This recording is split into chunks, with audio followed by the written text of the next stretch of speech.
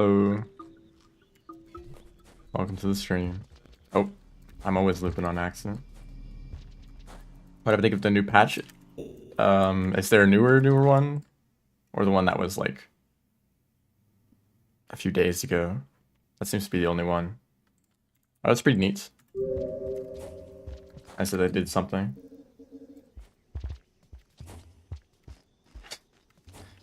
Okay, not being able to see yourself makes movement more difficult.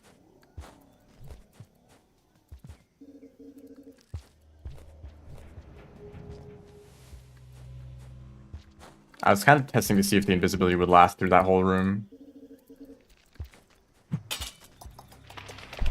Because you want it for the drop wig.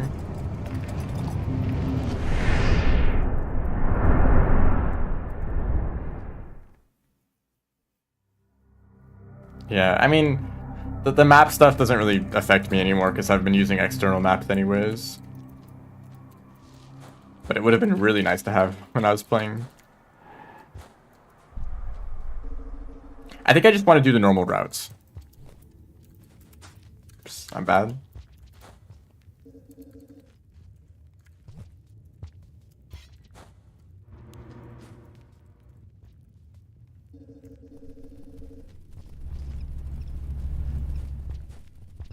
I'm really bad.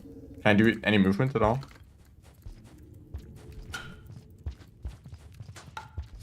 I want like a slow climb up here.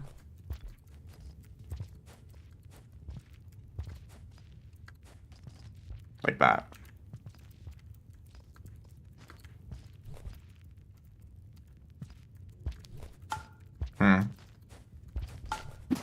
Oh, I didn't mean to throw the spear that early.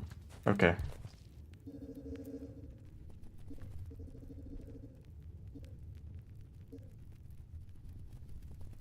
Yeah, so I've noticed that too.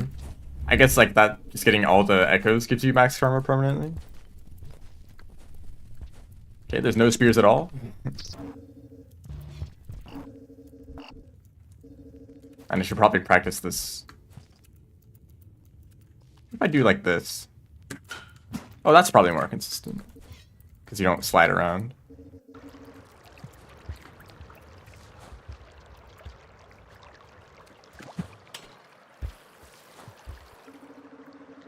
But actually, it's kind of not great to be at max karma constantly.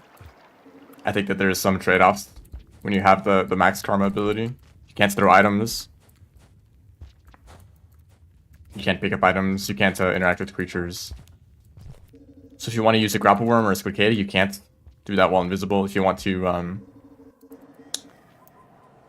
pick up a karma flower that you dropped, if you want to get some food while there's creatures around, you can't do any of those things. I need to change the language. Main character. Yeah, they're interesting. I agree that it's a very powerful ability, but it's just not always... It's not like a pure upgrade, you know?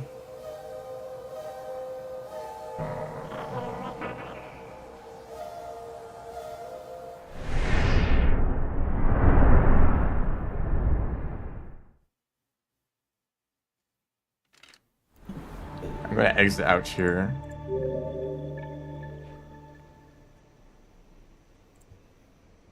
What would be nice is if there's a way to pick more precisely what ability you want. Because sometimes you want to turn invisible without floating, because floating takes a long time.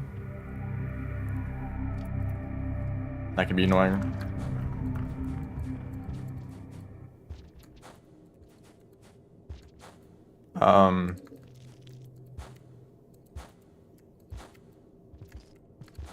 Yeah, most of the time it is just an upgrade to have the max karma.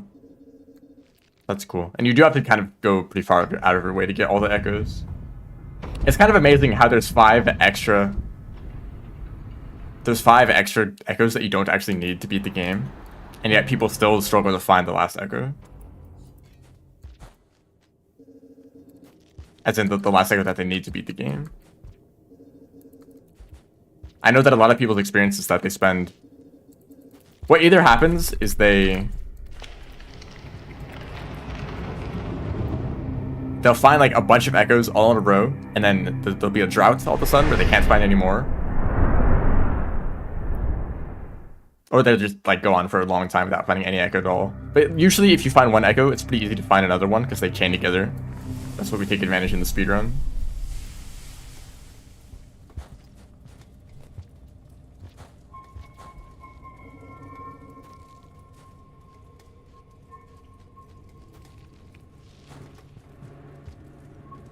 I wasn't looking at the screen. But here's the thing. A lot of the echoes are in really weird spots. The Aether Ridge echo is really far out of the way, and Aether Ridge is huge. But the Badlands echo is past the Locust Field, which is pretty difficult to get past if you aren't super determined. Something that I've noticed and that I really, really dislike about this DLC is some people's experience, and I guess this is a subjective thing. I don't like the random portal ability. Because what I've noticed happens is a lot of people will find two echoes or three echoes, however many echoes that you need to unlock that ability. The moment they unlock it, they just start teleporting all over the place. Like they'll find a caramel flower and it's like, oh, I guess time to teleport, you know?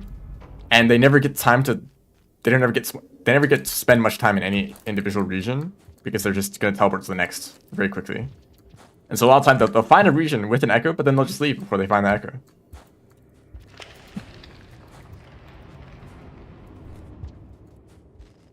It's like, I don't know, you just don't have that sense of exploration when you never stay in an area long enough to like learn the layout, you know?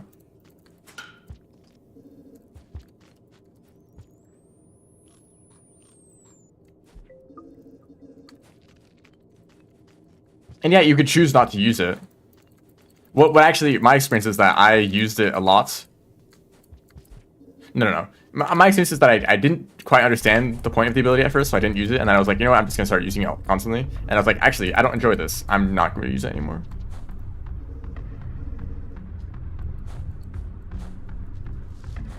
And I think I actually unlocked the ability pretty late.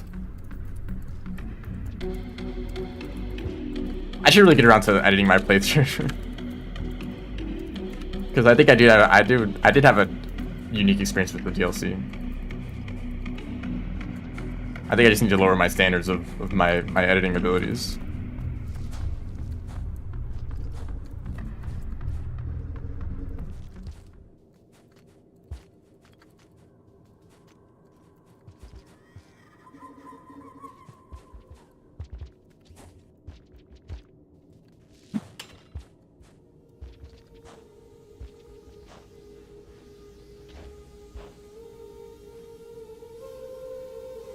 Okay, but what if they just had passages? Would it be that bad? Yes, you can get stuck in an area. But first of all, that's kind of your own fault for not understanding the layouts of the map well enough. Especially, well, it helps that they added like quality of life features like the portal showing on the map, because it was very easy to get lost. But if you're in a maze and you don't know where to go in the maze, the solution is not to teleport randomly somewhere else in the maze, because now you're just extra lost.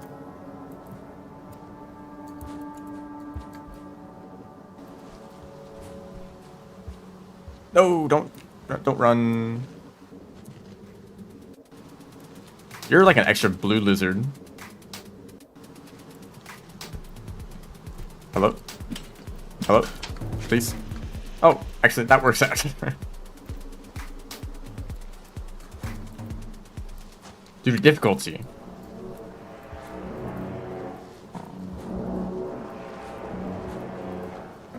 I guess I don't have that problem. Uh-oh. Okay, just barely had enough time. Goodness.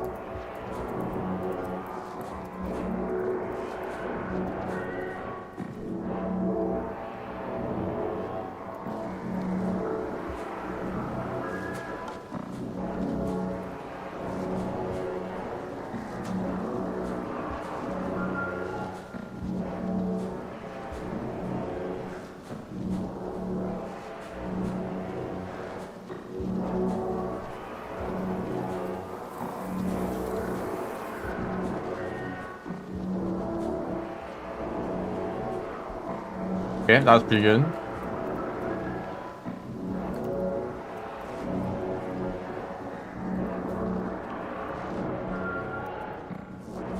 I've noticed, I think a lot of people... Okay, I can't make any statements regarding other players. I just want to share the observation that in a Discord server that I'm in, a lot of people were posting tier lists of their regions. Or their feelings on regions. There's a pretty obvious split. Pretty consistently right down the middle of the tier list. Above that split is the same set of regions for most people, and then below that split is the same set of regions. As in, the Aether Ridge regions are usually below that split. And maybe also like Outer Rim.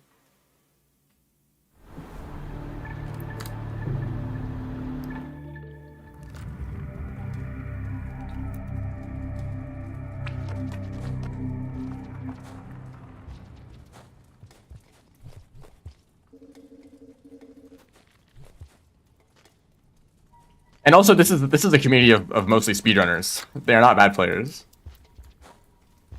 So I guess the tier list will change with a different set of players. But even though the better players should have an easier time with Aether Ridge because it requires movement tech a lot of the time.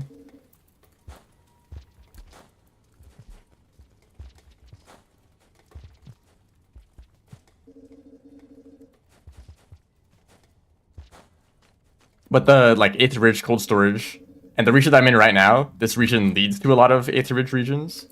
Like it has 2 connections to cold storage, a connection to Aether Ridge, and a connection to the surface. Yeah.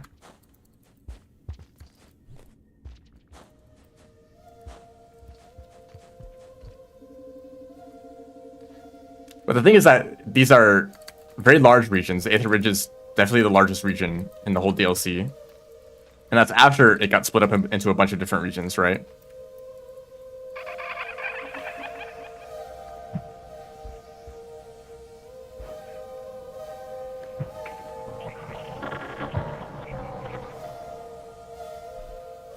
Fighting new stuff with starving. I have not really seen the new routes. I don't want to be starving for significant amounts of time.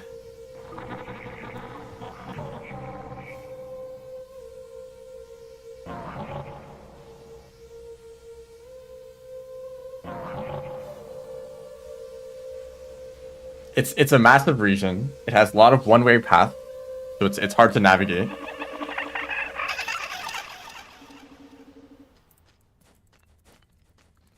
Do I remember where to go?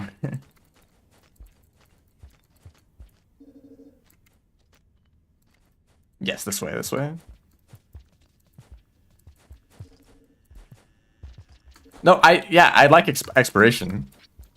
But when the game actively prevents you from exploring by blocking off your path,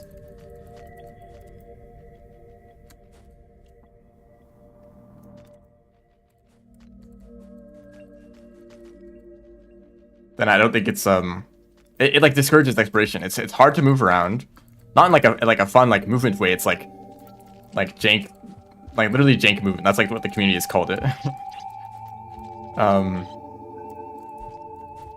And like, oh, I wonder what's over here. Oh, it's a one-way path, so I can't go back. I guess I'm stuck on this side of the world.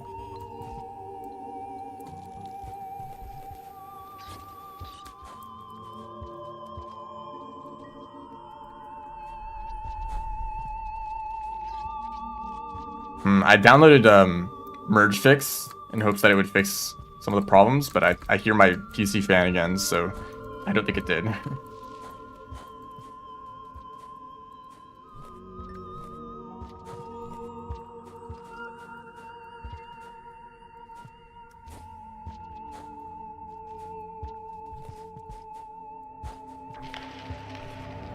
I'll reset the game when I get to save points.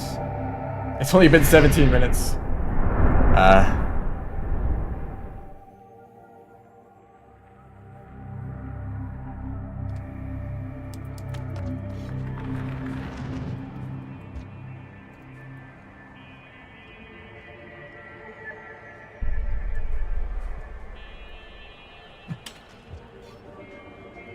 The platforming in Aether Ridge is difficult because it's an old mod made when, or I guess the creators of the mod were like interested in movement tech. It's like, let's just add a bunch of cool movement tech to our mod. That does not feel like the same kind of... No. This is not a speedrunner kind of thing. Maybe I'm not a fan of speedrunning in Aether Ridge either. But these are the same feelings that I had when I played casually. I was not trying to go fast constantly. I was trying to explore the regions, and some of the regions I think really did support that kind of like rested directs that attract certain waterways. Regions that are unfortunately not a part of the speedrun route. And the route that doesn't include them is just slower, so yeah, that's unfortunate. Hopefully when I do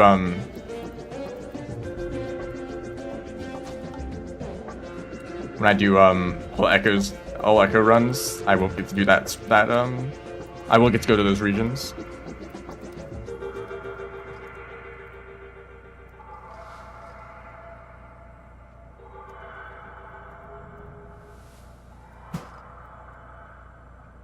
Like, this is like potentially the optimal path to this region. But it requires that. That, like, floating up a wall. And, like, look at this. That, like, area up there. I mean, this is just, like...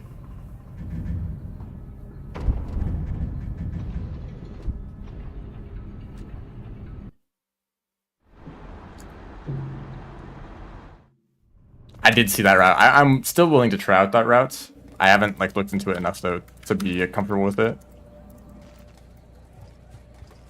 This one room is, like, such a problem. There's, like, an invisible block right here. This path is a one-way, unless you vault, right? Like, vaulting is just part of the speedrun here. And then over here, it's like, oh, I need to wall jump up here, but this like, wall is, like, indented. So I can't get a wall jump here. It's, like, really awkward. And then this block is up here, which prevents you from wall jumping up normally.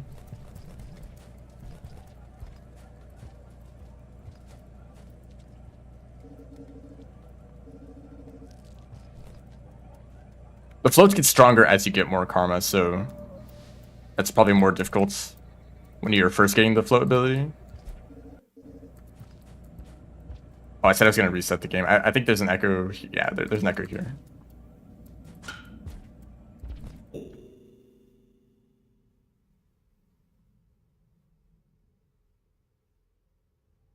Wasn't hard. It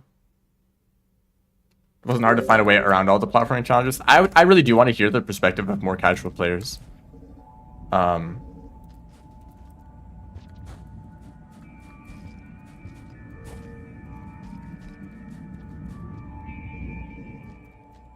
Because I don't know.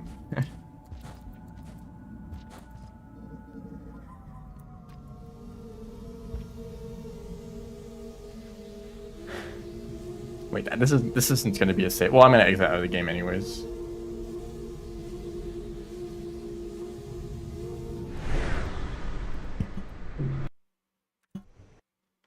But that's kind of the unfortunate part, is that the regions that are fun to explore are easy to get through quickly.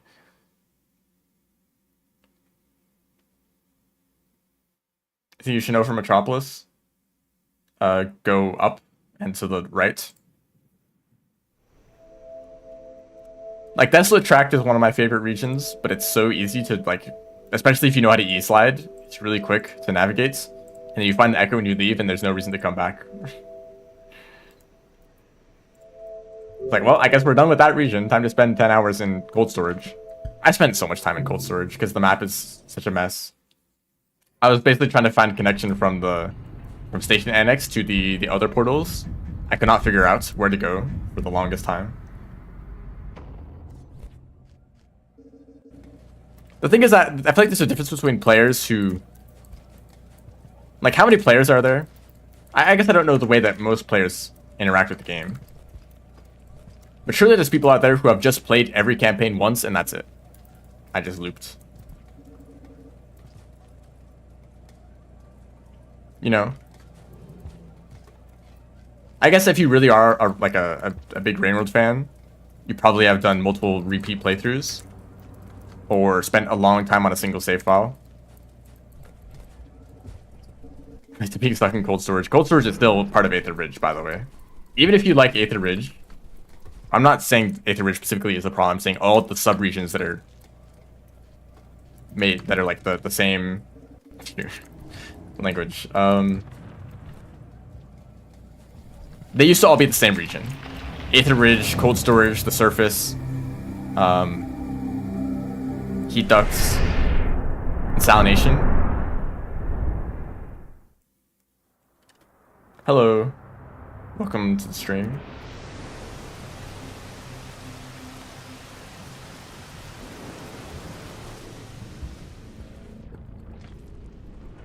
Do I need food? Do I even shelter at this point? I don't know if I shelter past this point in the run. I'm just gonna not eat and see if that is a problem.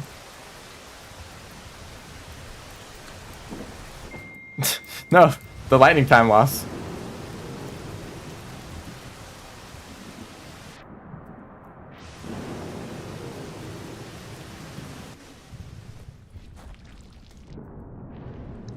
Lineages in cold. Hold on, I want to see this. Lineages in cold storage that just lead to the same.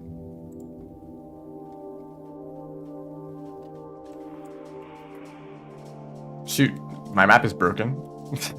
Hold on.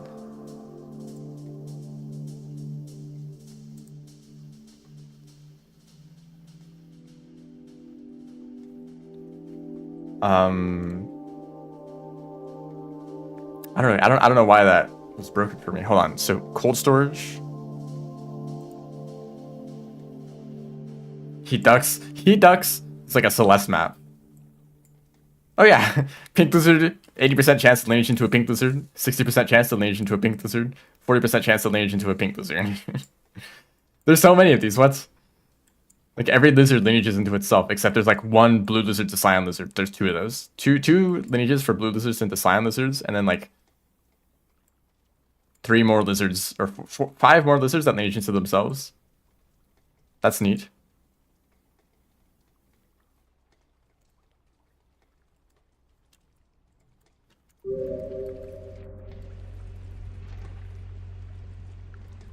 Actually, heat ducts, specifically the left side of heat ducts, is the area that's, or the like Aether Ridge region that's been changed the most.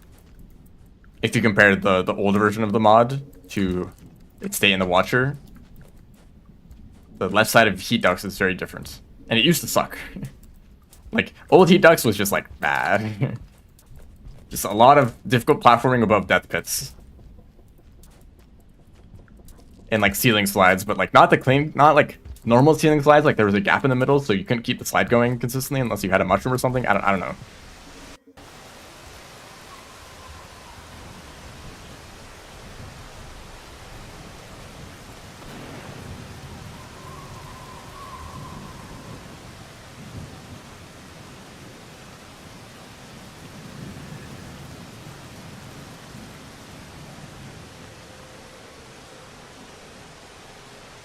But I feel like that's part of the potential with this whole like portal idea. What if you do just teleport through a portal into some area that's just not designed for creatures to live in at all? There's like steam ducts and like, you know, I don't know, just a lot of hazards in a space that's hard to navigate. That one modded region that had an interest in memory crypts. I do not know modded regions very well. Maybe someone knows.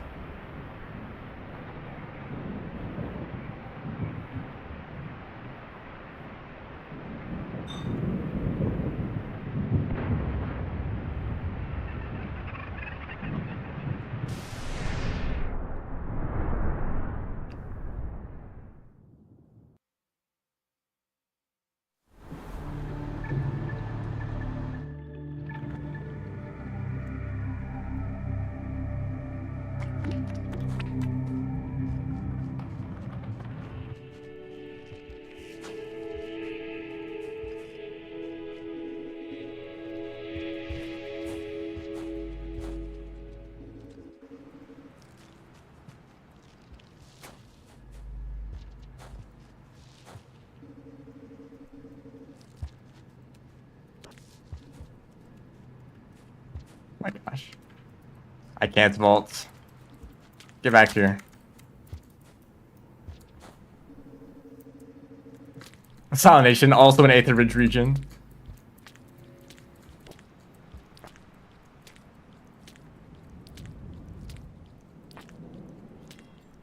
I think Salination was hurt a lot by barnacles, but still the rest of it is like, here's a lot of swimming. Here's like a massive underwater area. If you ever make a movement mistake, you're just gonna drown because like every swim requires like the max duration of a bubble weed. Maybe that's a little bit of an exaggeration, but sometimes it just feels like that, you know. Like you swim through this path. Oh, a karma flower. Oh wait, my bubble weed is out. I guess I'm just dead. You know.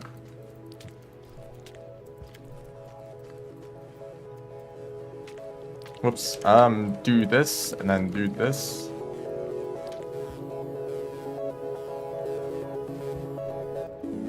I should probably add some watch your music to the playlist.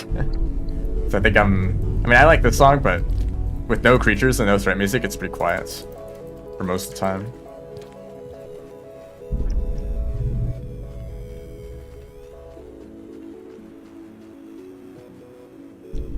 I've seen some discussion about fast pole climbing recently. And it kind of seems like the faster you do it, the faster the fast pole climb. Like if you just press the buttons faster, it's better. Which I don't recommend for your hands. for my hands. I got some hand pain from doing fast pole climbs. So I'm like, I'm just gonna chill with this a little bit. Maybe I'm like a few milliseconds slower when I'm doing fast pole climbs, but I would like to see like some actual speed comparisons between different kinds of fast pole climbing.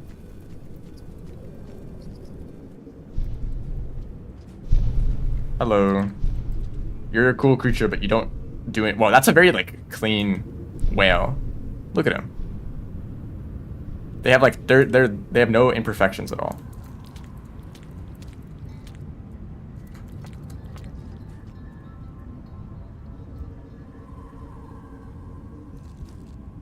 I think it is optimal to do like a jump input like every other frame or something like that.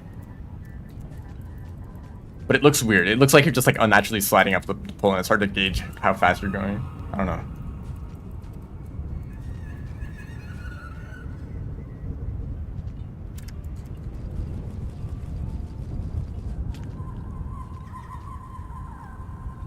Yeah, I feel like the optimal way to do it is to like get the most out of the boost.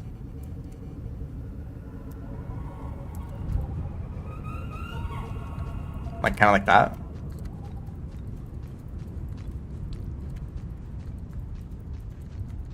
I don't know, it's probably hard to tell. Top of poles tend to accidentally jump off. I do not know. They're slippery when you don't want them to be, and you hold on to them when you don't want to. There are king vultures. There are no Miros vultures, thankfully.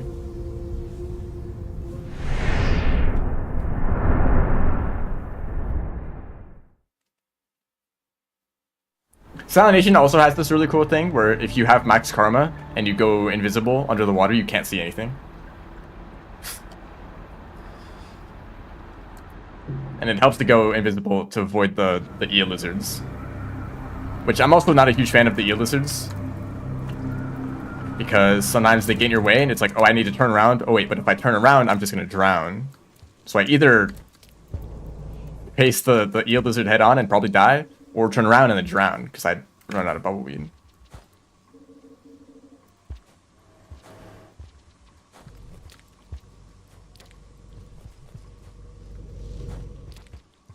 Whoops, I'm not doing great.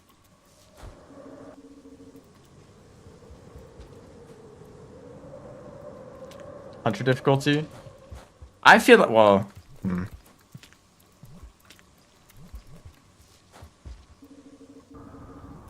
I mean, Hunter has a different aspect. Hunter's a different kind of difficulty, where you need to worry about your number of cycles that you have left, right? So I think beating Hunter's campaign will always remain the most difficult. Wait. Just because, like, maybe Artificer has more creature spawns, like more scavengers that want to kill you, but you have infinite attempts, right? And you don't worry about karma at all.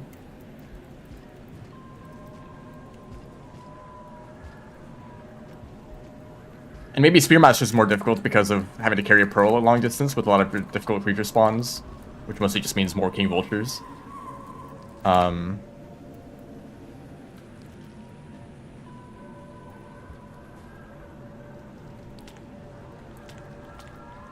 What? Oh, right. That makes sense.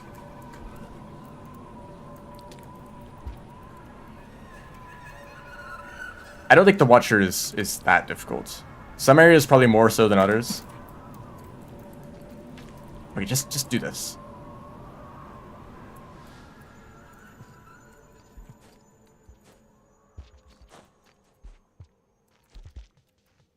But it is a quite long campaign. Around like 10 to 12 hours or more than that tends to be how long it takes for people to beat it. I think I understood invisibility pretty quickly. I've seen a lot of people turn invisible and then just run at creatures. It's like, oh, you're still gonna die, you know, if you do that.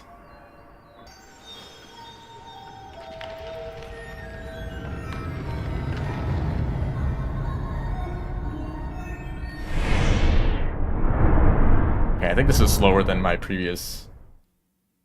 Oh, my computer's dying again. I guess it's a good time to restart it. Yeah, I think invisibility is a lot more powerful than a lot of people think, just because they don't really know how to use it very well.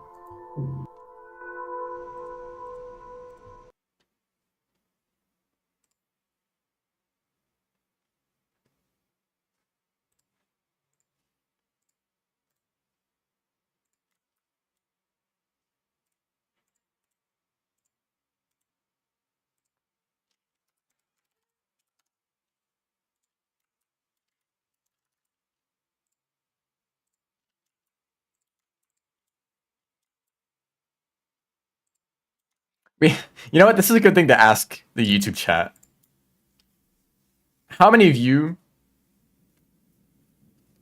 I assume that there are not many people who actually do speedruns. At least in the YouTube chat. Maybe on Twitch too. I don't know who's watching on there. Basilisks are the ones in Fetid Glen that poison you if you touch them. Which I'm still not a fan of. There is a sort of visual indication that you've been poisoned, but... I don't know, I feel like the slowdown effect, like the mushroom effect when you get close to them, is already like, oh, that's what they do. I think it's weird that they have like two different gimmicks to them. One of them is like if you get close to them, and the other one is if you touch them. And of course, the poison effect is like, it lasts much longer, but it also has it takes longer to set in. You might touch a basilisk, and then like 30 seconds later, you start getting poisoned. You're like, why am I getting poisoned? Is it because like the spores in the air in this area? Lizards of confusion. Anyway, I want to ask you guys, if you're watching a speedrun, how much do you care that the speedrun follows the rules of the game? Because it is pretty common in games, in speedruns, to take advantage of glitches to give themselves an edge. That might even involve like skipping huge portions of the game. But usually if there is a glitch that lets you skip a lot, there's also a different speedrun that does more. So if you want to see, like maybe you like, there's a game that you really like and you want to see a speedrun of it, and so you watch the 90% run, but the 90% run just skips at the end, and you're like, okay, that didn't really show me anything. Maybe that glitch was pretty cool, but I want to see the game. So you watch like the 100% run or the like glitchless run or whatever. Because at least when I'm watching speedruns, I like seeing the movement and the strategies through a majority of the game, in the same way that I might play the game casually, just like knowing what to do in advance. Because there's some discussion going on about karma gates. Karma is a mechanic in Rain World, but it's a pretty long-term mechanic, right? It's a check on whether you can survive for several cycles in a row, which if you're not rushing through the cycles, that might take like 30 minutes, right? Or like an hour of like exploring regions, finding food, sheltering, dying a few times, sheltering more, and eventually, you know, you get around to getting enough karma to get through like a 5 karma gate or whatever. Or maybe like you don't have enough karma, and so you're like, oh, I guess I won't go through this gate. I guess I'll go through another one. I'll look somewhere else.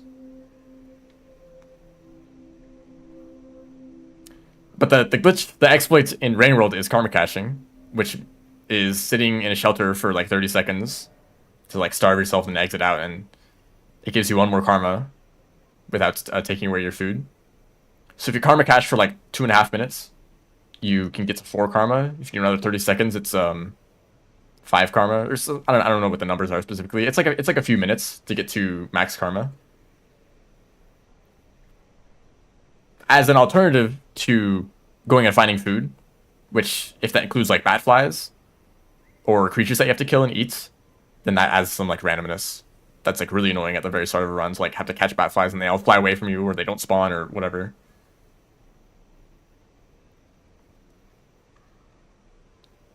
Oh yeah, any percent like in Hollow Knight, it's like the game like completely breaks apart. So like no major glitches. Is that what the category is called, or whatever the like most popular category in Hollow Knight is? That like still covers a pretty big chunk of the game without skipping anything huge, but there's still like small like time saves and little like skips here and there, you know.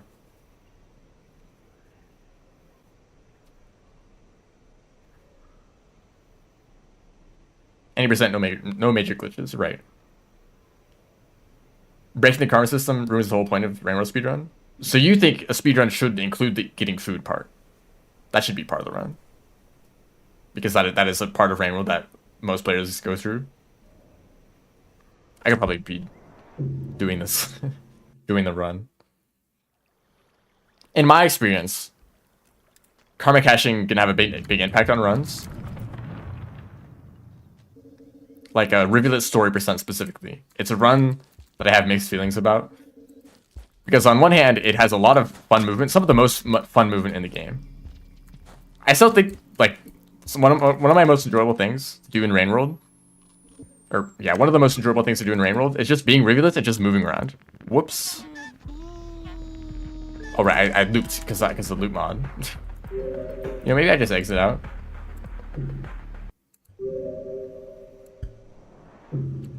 So rivulets starts a drainage system, and at the top of drainage system, there's a gate to chimney, and it's the fastest way to get to 5 pebbles, which is your goal at the start of the run. You could go to outskirts. There's a much lower karma requirement, and you can kind of take shelters as you go.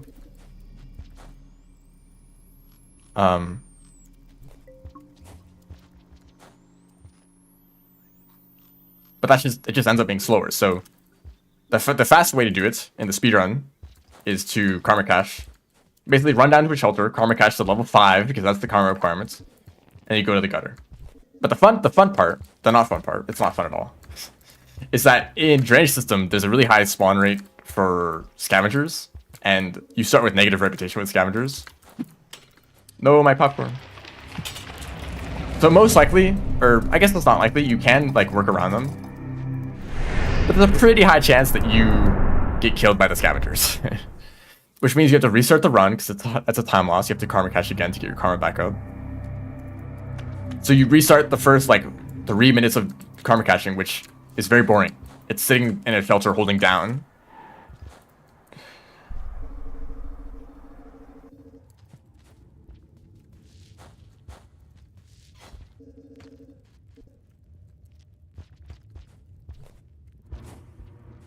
So my experience with Rivulet Story is that it's a fun category that I really want to play and try to improve my time in. But I just don't want to. I just don't want to be stuck in drainage system for hours. Karma caching for 3 minutes and then dying to scavengers and karma caching for another 3 minutes. And me not speedrunning because I don't like karma caching means that the world record actually is not as good as it could be. So if someone wants to watch, like the watcher, if someone wants to watch the Rivulet speedrun, they're going to see a ton of mistakes. And if you go and watch my record, there are a lot of mistakes. There's so many mistakes in that run. But I don't have the motivation to go back and improve the run because I don't like karma caching.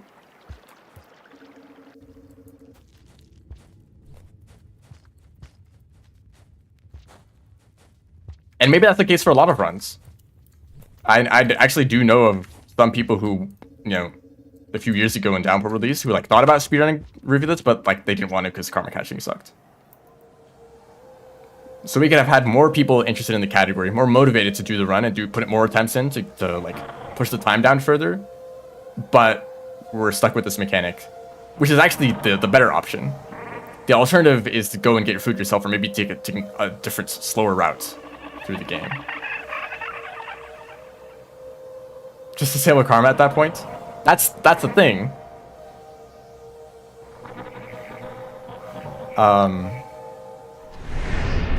I think that's the ideal. For me personally, that's the ideal situation. Is if you could just not worry about karma at all, and the moment you start the game, you just immediately start moving forward and making progress through the game.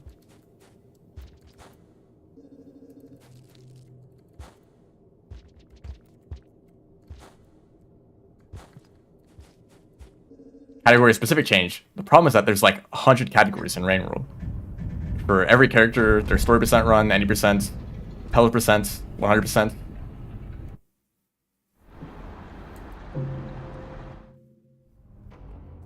Are all these different categories going to have a no karma cache offshoot? That are going to be really empty categories for a long time, because not every single player is going to want to like go back to these old categories and do them with like a little bit less grinding at the beginning.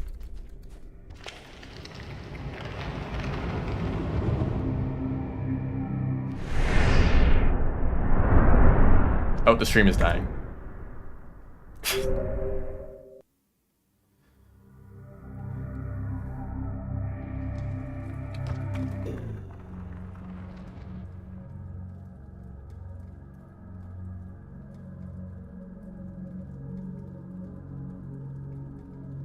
Oh, I think the stream is still going, but it's stuttering a little bit. Hopefully you can still hear me. A lot of video games have a very long beginning cinematic or tutorial, so the speedrunners just agreed to skip that part. Yeah, that's a thing. Survivor pellet percent changes too much with karma disabled. How does it change? Aren't you just taking the same routes? It's like, yeah, you take the exact same routes, but you don't karma cache in that one shelter. Is it because by not doing the shelter at all, the cycle timer is different? But you have like plenty of time to get up to the wall before the cycle ends. Actually, ideally, you want it to be at the end of a cycle so that the white lizards get scared away.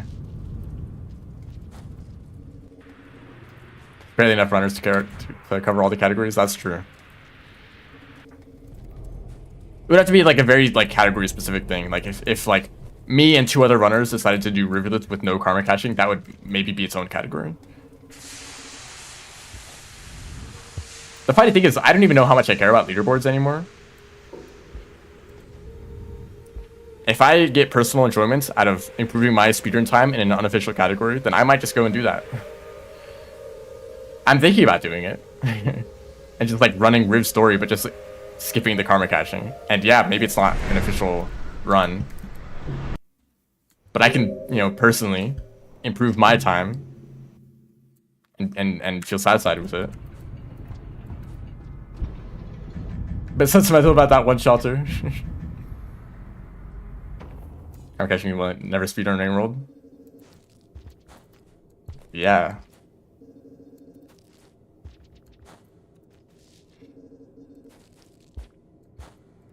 I mean, I know a lot of people aren't interested in speedrunning Rain World just because of the RNG. It's like, it's so strange. I've been saying the same thing for a long time, that Rain World is like the worst game to speedrun. Because the like optimal playstyle, the way that you're like intended to play the game, if there is such a thing, is the exact opposite of speedrunning. The game encourages it encourages patience, taking things slowly. If there's a dangerous creature in your way, maybe it's best to just avoid it, wait for it to move out of the way, instead of just trying to rush through. That is exactly the opposite of speedrunning. Whoops. Well, this should still work.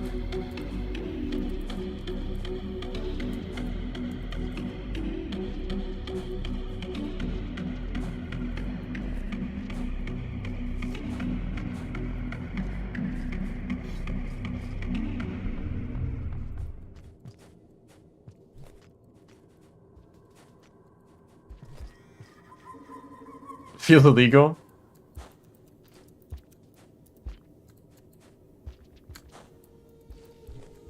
Same with the, I mean, the Watcher has a similar problem with the first 20 minutes of the run being industrial. You know, in the base game world, you know, getting the first 3 echoes. That's technically just part of the run. It doesn't really have much justification for being skipped. But so far, what I've been doing, all the speedruns that I've done of the Watcher have been skipping the first 20 minutes. And it's 20 minutes if you go fast. It takes like up to an hour for a lot of players. But that might be like going out of way to like figure out what's going on with the base game world, if they're curious. This guy. Thank you.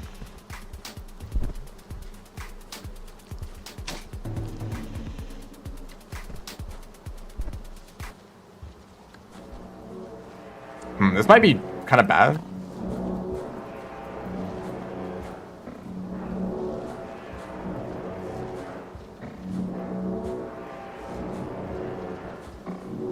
Okay, I've had plenty of time.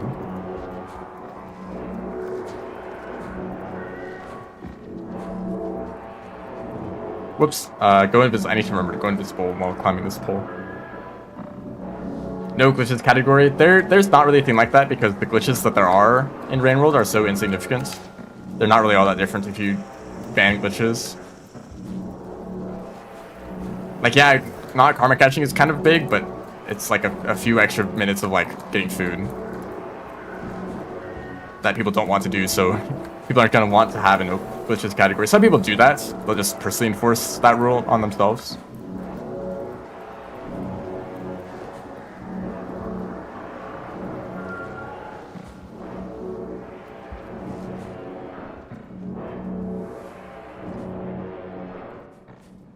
B glitch, yeah, there's some kind of game-breaking stuff with that. There's intended percent. That's probably the closest thing to a glitches category. Intended percent is like you have to take a specific route through the game. It isn't like, well, I don't know. It's not really glitches. That's more like just a different route.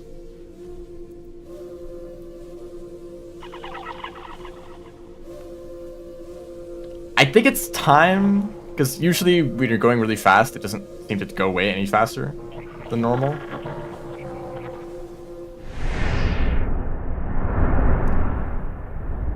I mean, you just saw the lizard licking me once was enough to cross that one room. So that's how long it lasts. And if they lick you more, then it lasts longer. I think it just stacks. Stacks the way that you expect. Is intended percent real? It's a real category that some people run. I have not run it personally, because I'm scared of unfortunate developments. And farm raids.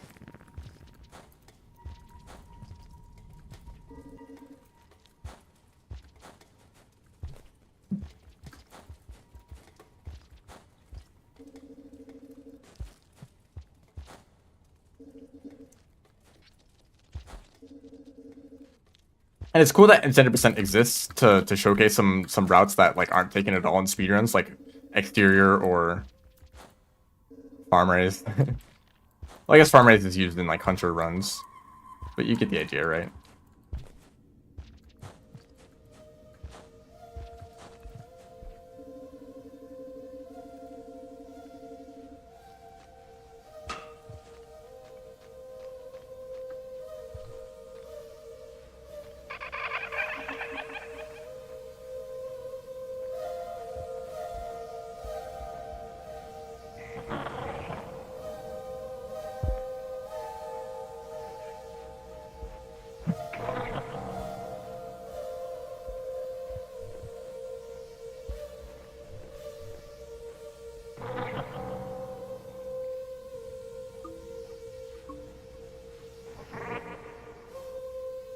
A lot of the movement tech, like E-slides are intentional. Whiplashes are intentional.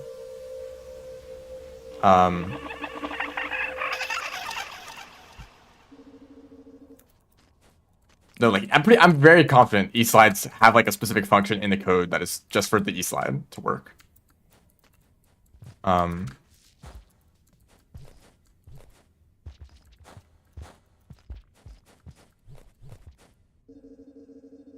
a lot of it is just like like the physics engine just doing its thing, you know? And I guess you could say that it's intentional now because the devs haven't removed the mechanics. If it was, I mean, whip or wall pounces were a thing that were in like the 1.0 release of Rain World that were then removed because I think just because people did wall pounces accidentally and it didn't feel great. Like if you don't understand how wall pounces work, they can get in your way more than they help. But then they were brought back with downpour because I guess the downpour devs like them. I don't know. It's like it's a remix option, so you know if you don't like wall pounces, you can turn it off.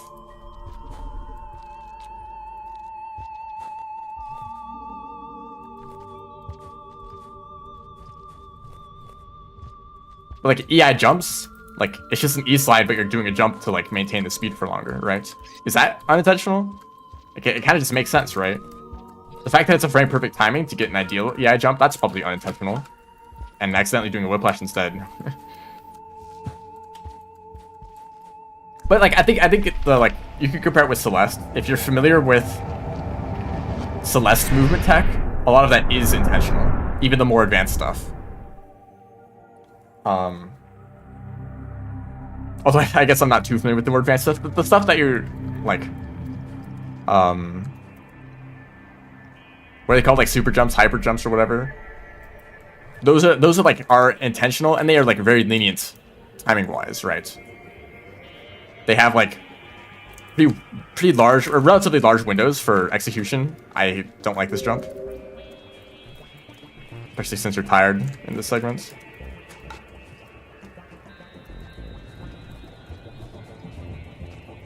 But like a lot of movement tech in Celeste is like fairly lenient. They have like buffer windows. They, you know, it's not like some like jank physics, like press this button and then press this button like 2 frames later and you get a huge boost of speed. It's not like that. Although there probably is that stuff in Celeste too.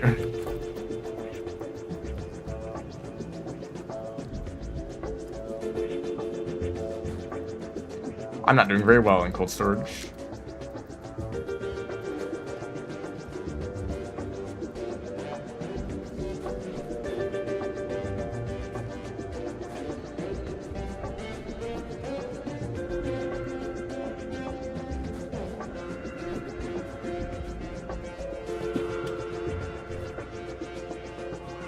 Whoops, I need to hold on to that spear.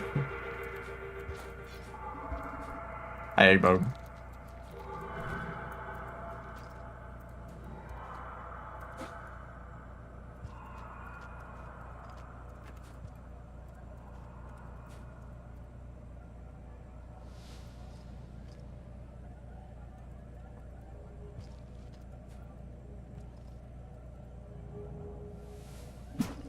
I really don't need too much height from that jank jump.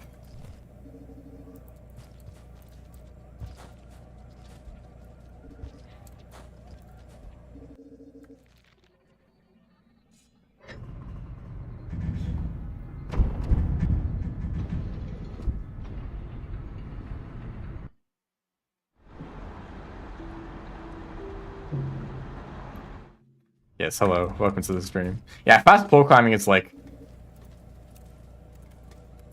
It's just like a thing that you can do. I guess the devs didn't add it in as a feature intentionally, but they probably saw someone do it and they're like, huh, I guess you can do that. You know?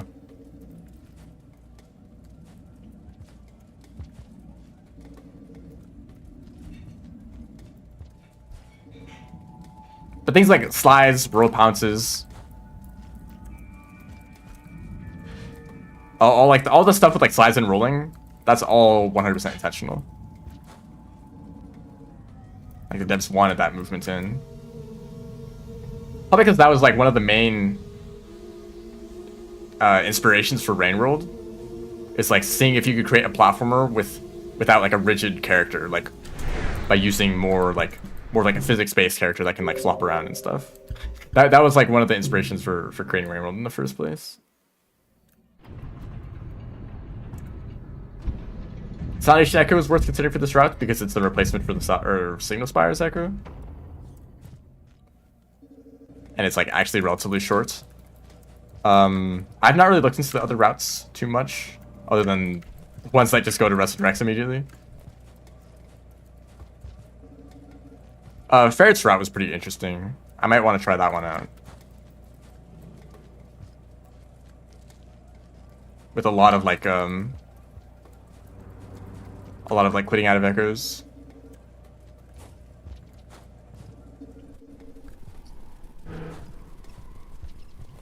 That's a platform that you can't really see that well. Thank you, cold storage. Although Signal Spires is actually kind of slow for speedruns. And also pretty dangerous. There's like cyan lizards and strawberry lizards and dropwigs.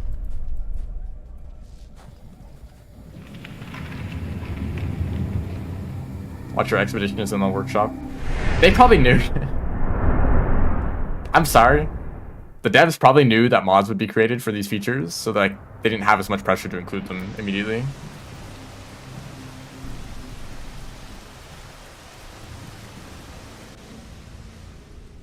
Which is kind of sad to see for Rainworld.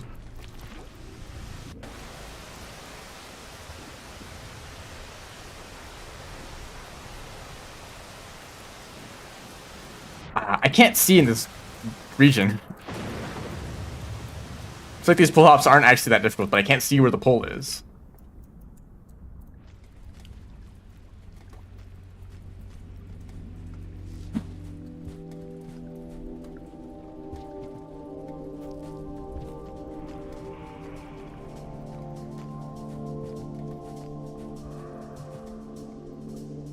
They will definitely be added in later. There's no way they aren't. Like, there's literally like arena unlocks in the game. They just don't, or there's like the little like robot arms that give you the unlocks, but they don't have unlocks to give you. Although only in some regions.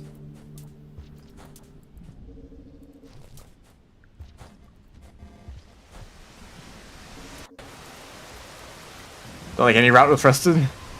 That's fair. I just like the regions, but maybe the route themselves, or the actual route isn't that good.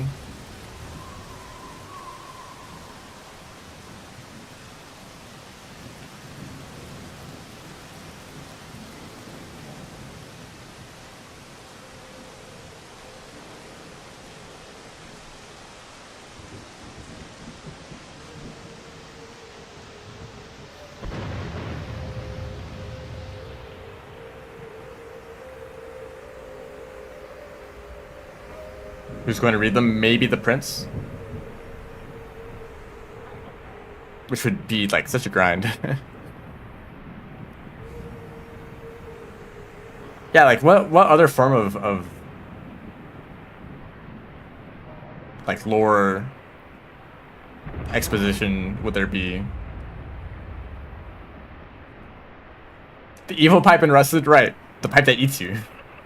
That kind of ruins the speedrun, so like even if that route was fast, you can't even do it because the game breaks.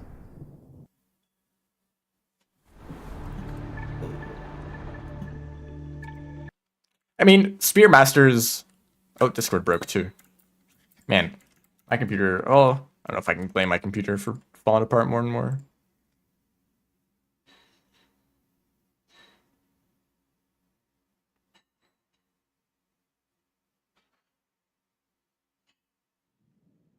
There could be like the other thing that I can imagine is maybe like a little device. Like a little like Perl reading computer in Ancient Urban.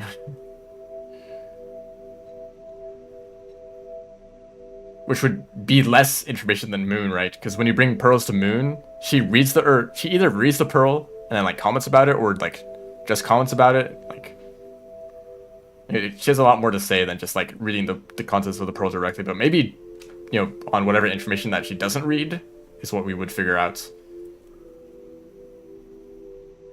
Like, what if we could bring, because we could bring one pearl from the base game world into, like, can you bring more pearls? Maybe you can. There's only a limited number of pearls you can even access, so.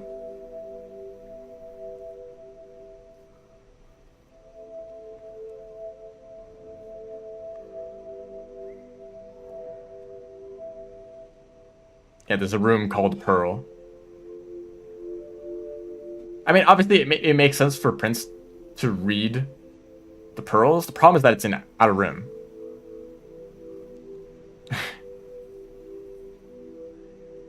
A scavenger. I'm not sure how I feel about the scavengers literally having karma symbols on them. Because that kind of suggests a much stronger connection between the scavengers and the ancients. So who knows what was going on. I guess they could be purposed organisms with like karma imbued in them or whatever.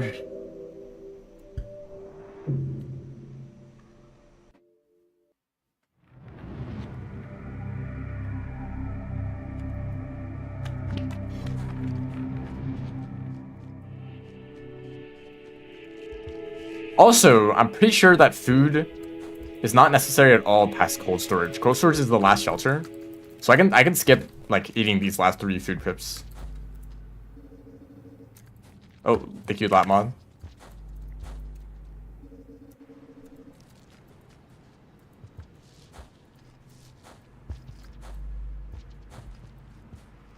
Don't go in there.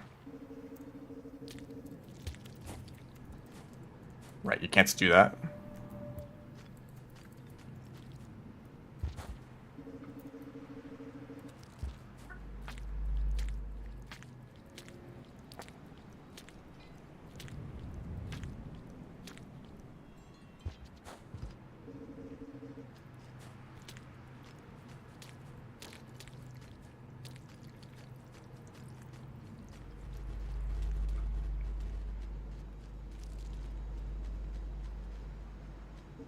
But also, the Slugger does not have the marker communication, which is, you can talk with the Echo, obviously. That feels like it might be like more of a special connection with the Echo that you have, and not like a all-purpose, understanding of the language or whatever.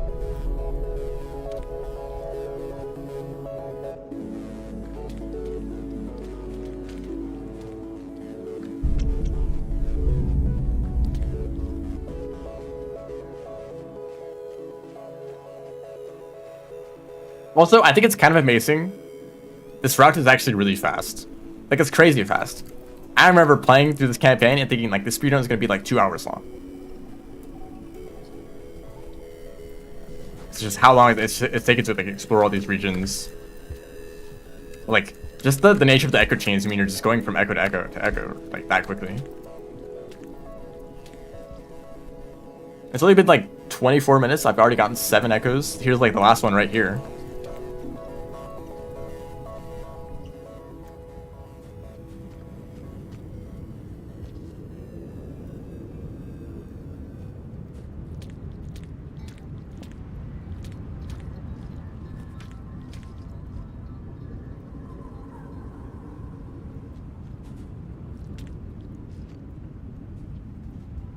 I mean, is that new?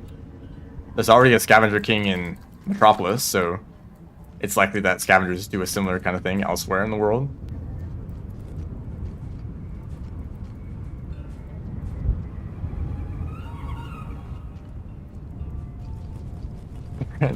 I don't know if scavengers are making the climb up there, I'll be honest.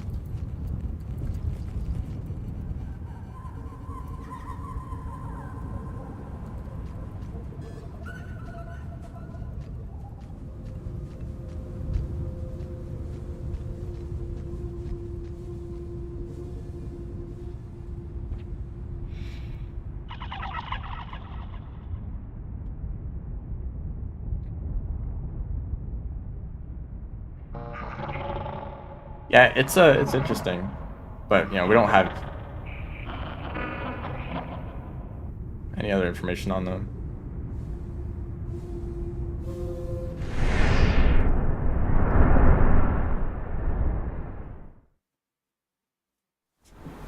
Those like their leader is a normal scavenger. I guess that's a possibility.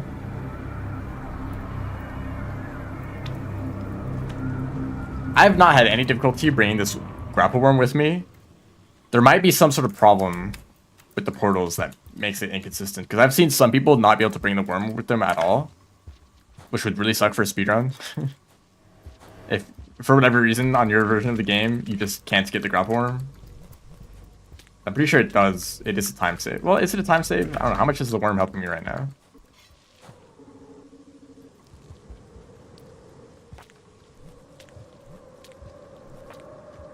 Not much. Well, I guess he saved my life. But I also maybe wouldn't have made that mistake.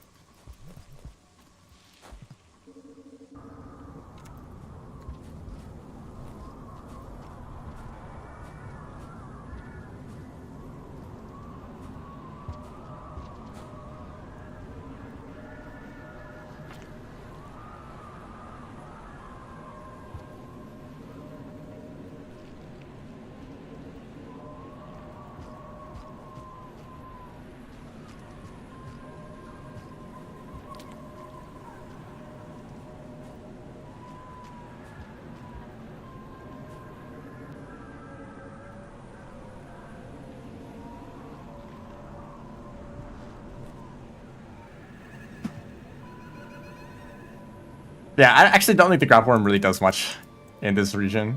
And you can't bring them with you to Ancient Urban.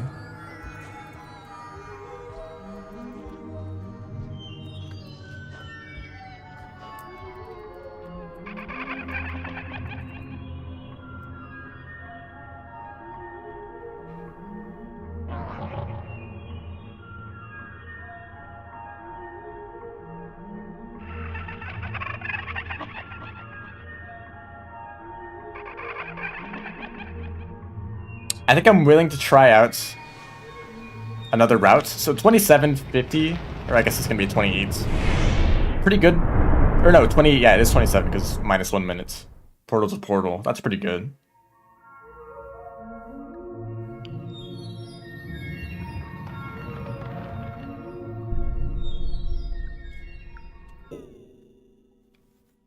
Do we have a leaderboards? Do we have leaderboards for portal to portal?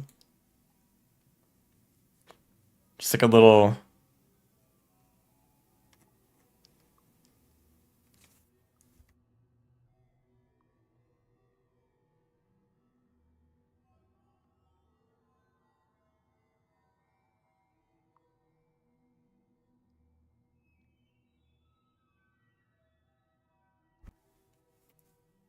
What was I saying? I actually forgot.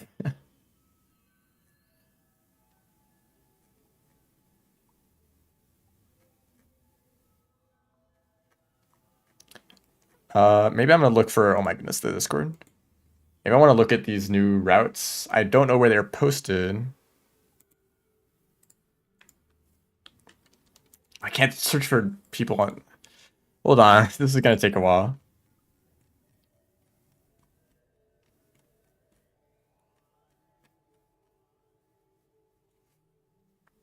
So there's some starving possibilities.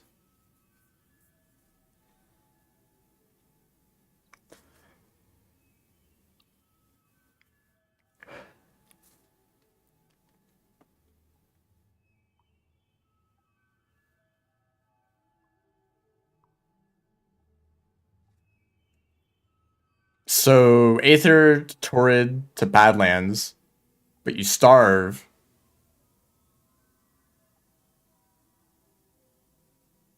Oh, thank you, Discord. Has anyone else had a problem with Discord? Just like the screen becoming blank until you like refresh it? That keeps happening to me.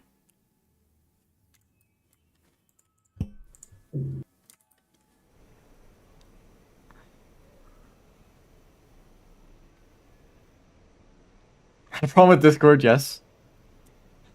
Right. Of course. This seems like a kind of fast route.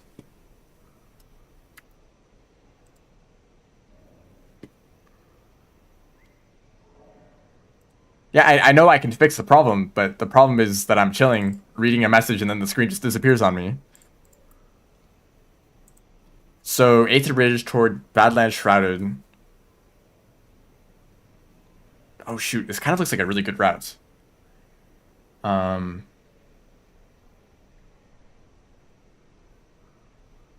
is the heat ducts, or isn't heat ducts through Stormy Coast to Signal Spires, isn't that slower than cold storage? Cold storage kind of puts you closer to the Stormy Coast Echo.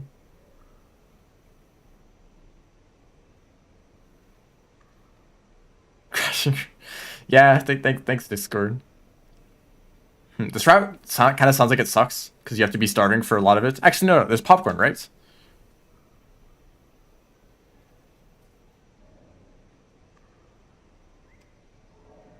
I'm willing to try out this route. I need to reset the save file. Yippee.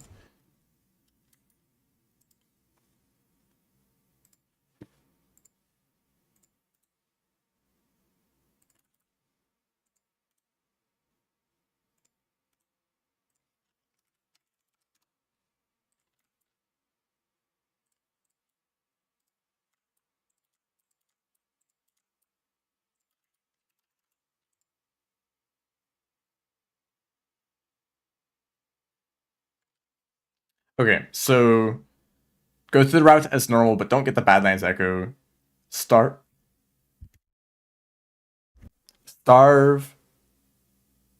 Go through the portal. Go through the Shrouded Echo.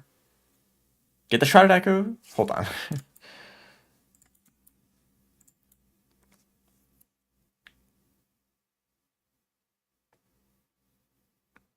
So you get the Badlands Echo, Shrouded Echo, and Cold Echo while starving, so that you get sent back to Badlands.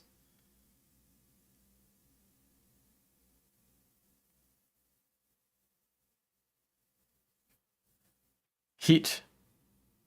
Hold on. I need to look at the map again.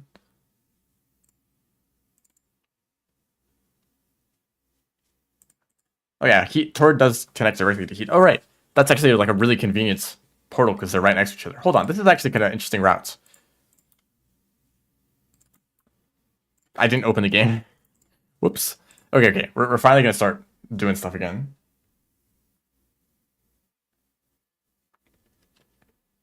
This is a potentially faster route, but it still does go through cold storage. So, you know, is it really that great?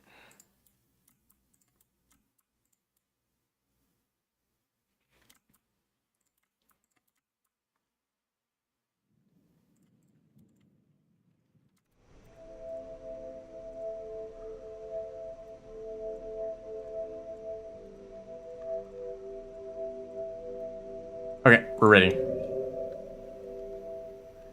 Airframe Ultra? Hell yeah.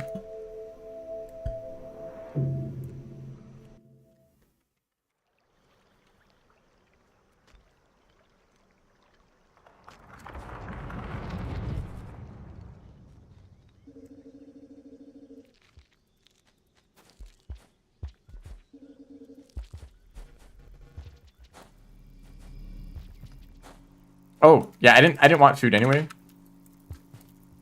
Why don't y'all just run away? Close beta. I should probably figure out a way to get into that if I can. Stop looping through this room.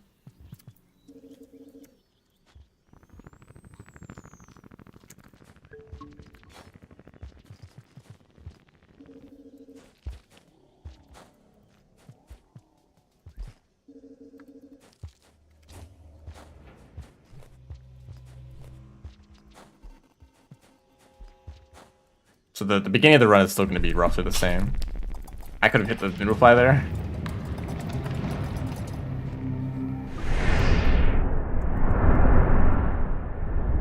Also, I need to be careful about food. I need to not eat too much so I can actually starve.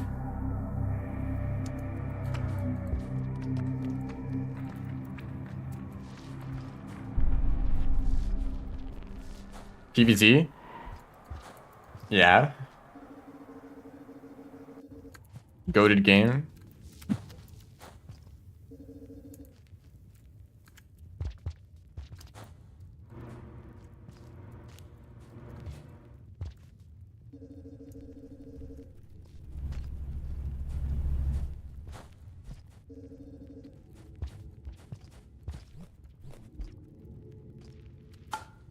Okay, that's a much more consistent way to do it. This wall jump, however, is very inconsistent. As in, it wall jumps when you don't want to.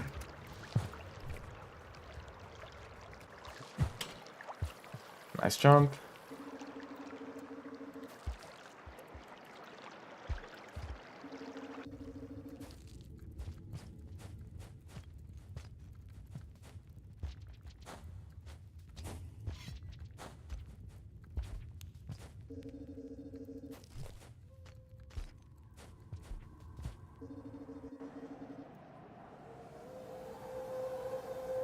Right. Plants vs. Zombies 2 is a really funny game because it kind of sucks. It's also like it has so much potential. So there's like a decent amount of mods that rework the whole game to make it like playable. I'm not really interested in going through the process of getting those mods. But it looks interesting, yeah. I do play the original Plants vs. Zombies like every few years. Maybe I'll stream it the next time I do that. I don't know.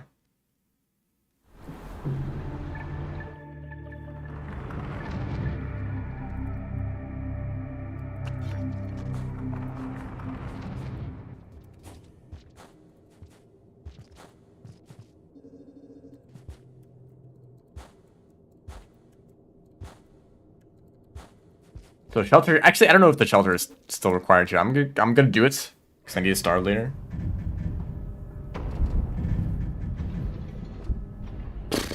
Yeah, okay.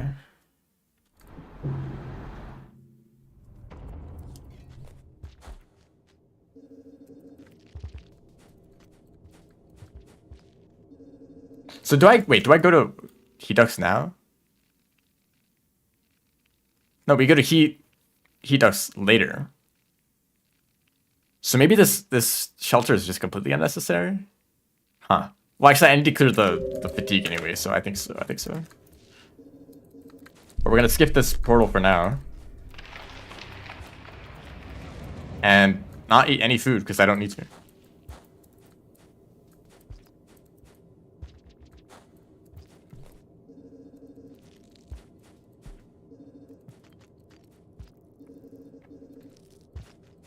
Oops.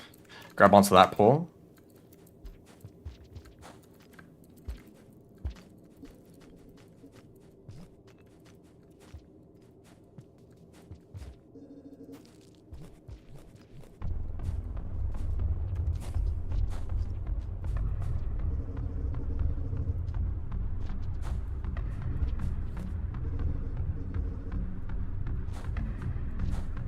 I always like when games give you a lot of different ways to tackle, or different, like a lot of different potential strategies to build around.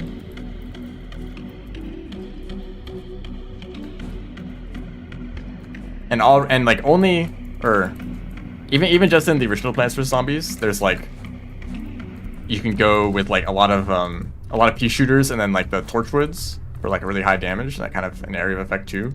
You can go with winter melons for like the slow AoE effect and then like spam melons for the rest of your damage. You can go with like a stalling strategy and then the corn cannons, whatever they're called, which basically just nuke everything every once in a while. You can go with like a garlic gloom mushroom. Is that what they called? Like the really short range mushroom. You can go with that kind of strategy. You can use doom shrooms and just annihilate everything every once in a while.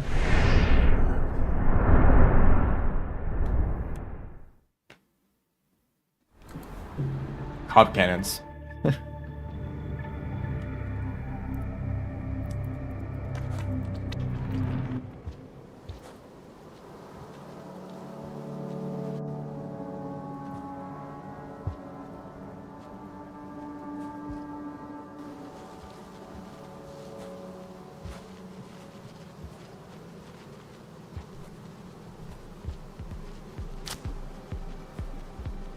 You suck.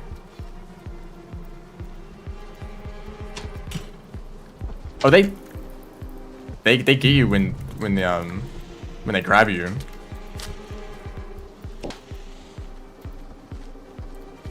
Go ahead. I don't think I care too much about Plants vs. Zombie spoilers. Guy needs a name?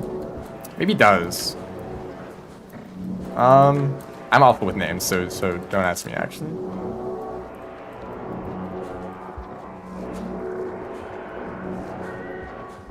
I think actually I have enough. Well, that's kind of cheating. I guess I'd say I use that tools to get this.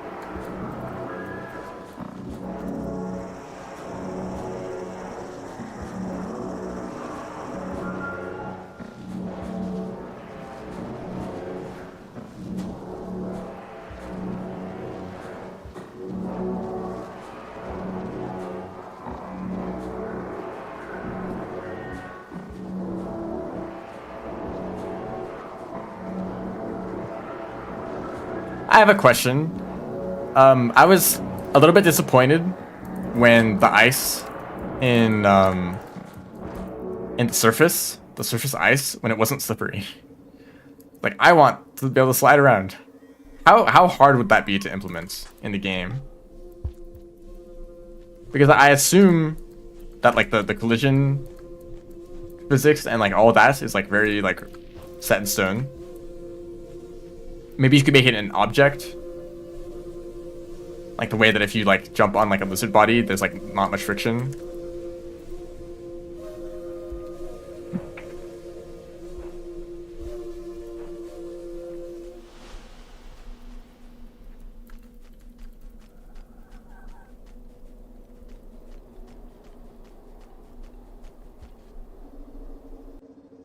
But like normal, but I guess that'd mess with like jumping. So like just like one particular platform or just like disables like ground friction when you're standing on it. Would that be possible? So hopefully I'm doing this correctly. Star here.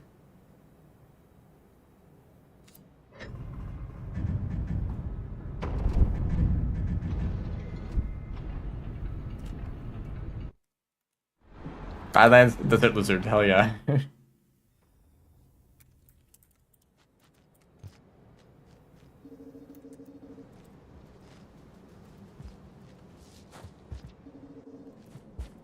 It's like bug spray. Oh, starving, right? So I think I would like to have a spear at this point in the run, so I can just immediately eat the popcorn plant and undo the star. And if there's no spear in this area, like it's just kind of over for me.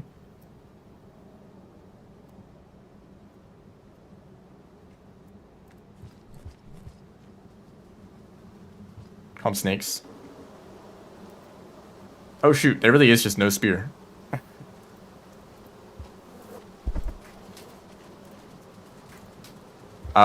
Well, okay. I'll keep this in mind for future runs. Have a spear for that room. There we go. That's explosive spear.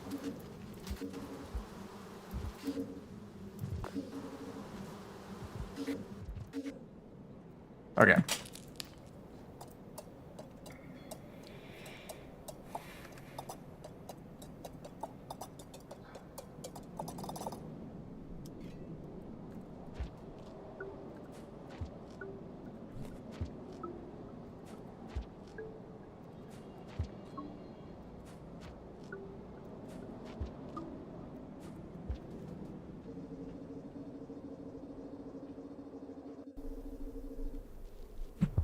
Oh, dev tools.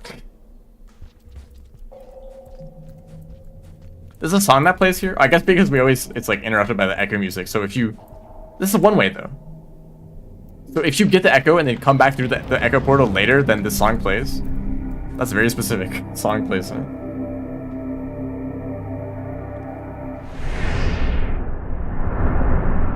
Geckos? What are they called? I think they're just called indigo lizards. Also, karma flower. There's a karma flower here. Komodo dragons. They're everything, actually. It's just every lizard fused into one.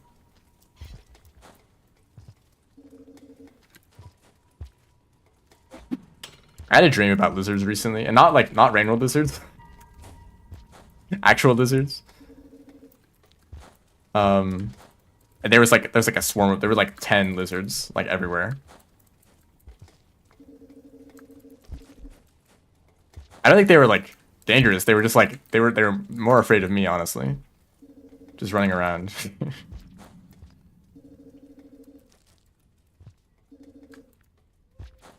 So hold on, let me look at the route again. So I'm basically doing the same routes with the quit out at Old Storage Echo. Just 10. It felt like a lot because they were very close to me. I mean, I think you'd be surprised if there was only 10 lizards in your room, right? That's more than a single lizard, which is usually how many I encounter.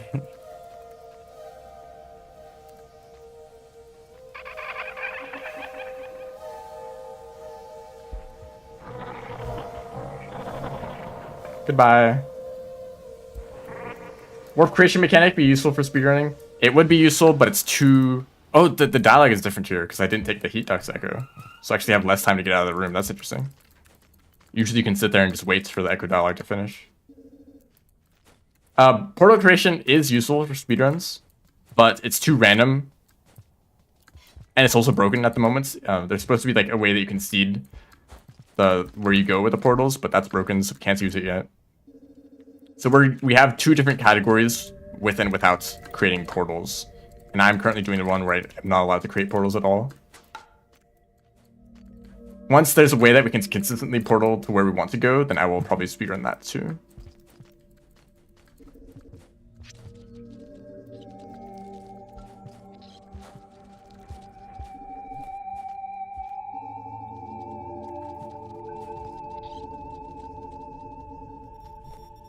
Usually if I have dreams about video games, it's me playing the game. Or it's like a weird, like, I'm playing the game, but I'm so immersed I only feel like the game exists.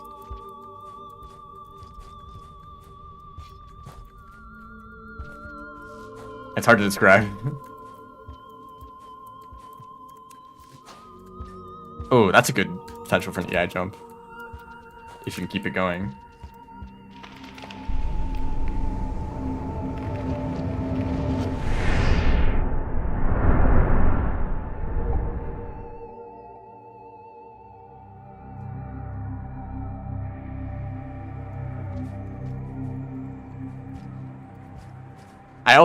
I've had dreams of watching streamers play a game.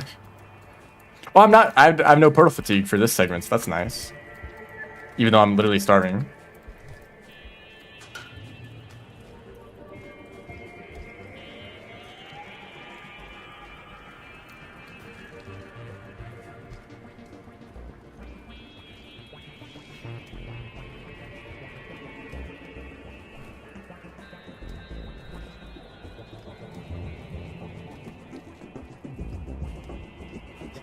Yes, it doesn't render.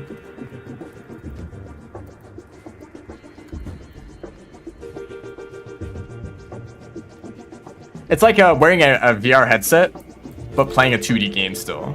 So you're in like the VR world, playing, like watching like the screen, playing a game, but there's nothing else there. Oh, stop doing the spear, dude. I need that spear.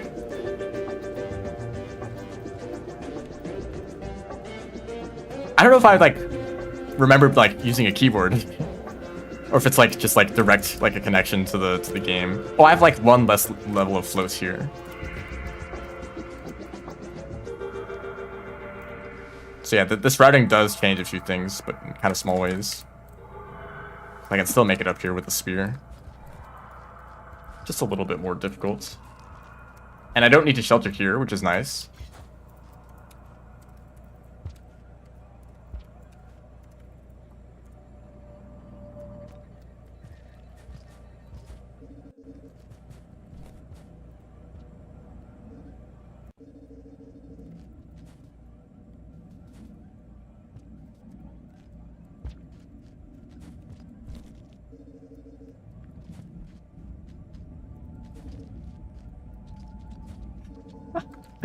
Dreaming about these dreams.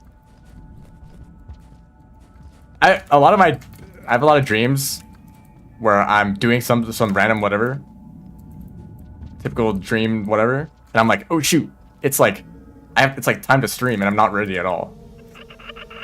That's happened many times. And it's like 10 minutes past the time that I'm supposed to stream, and I'm not even at my computer. I'm like, oh shoot, what do I do? I gotta get back there. Streamer anxiety. Yeah, pretty much.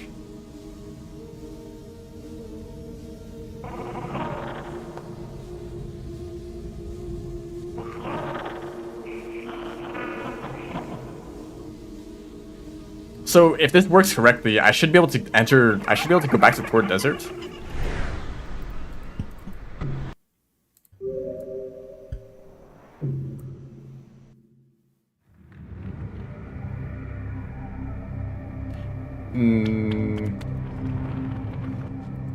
I'm here.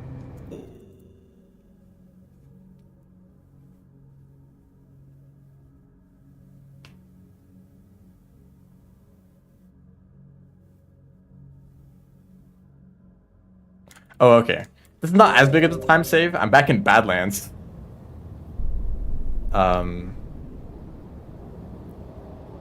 Is starving necessary then?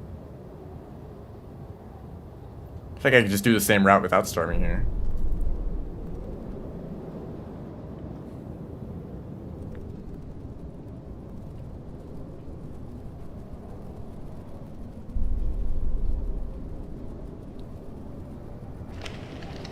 Also, this takes a while.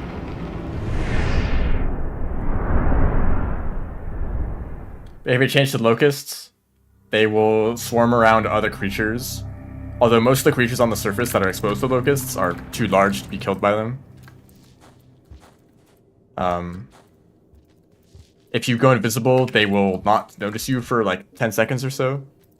They'll gradually become more aware of your presence. And also intangibility actually works. Because it was broken before. And they would just kill you anyways. You still can't use invisibility alone to cross the pass of the echo. But I'd say for most other rooms in the region, you can just use invisibility. Which is maybe a little bit unfortunate, because I know some people really enjoyed the, like, trying to figure out how they work.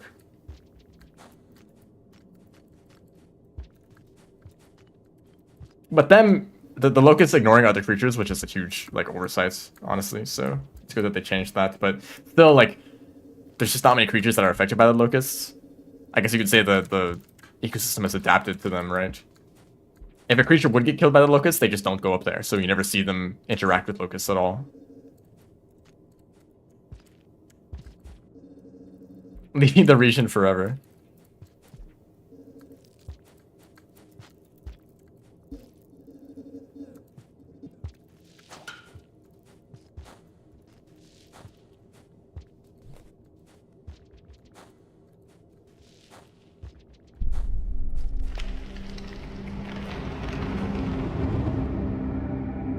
Although it's actually, there's a huge hint.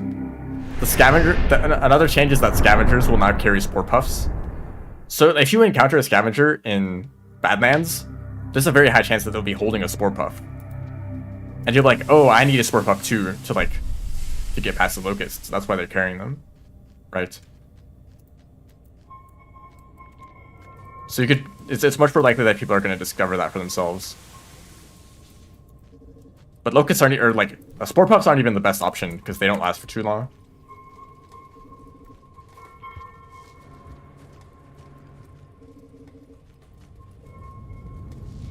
So I think I just go through the heat ducts route like normal.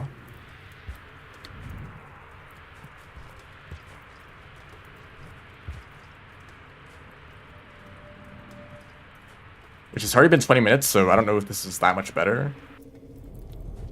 But I did spend some time trying to like starve and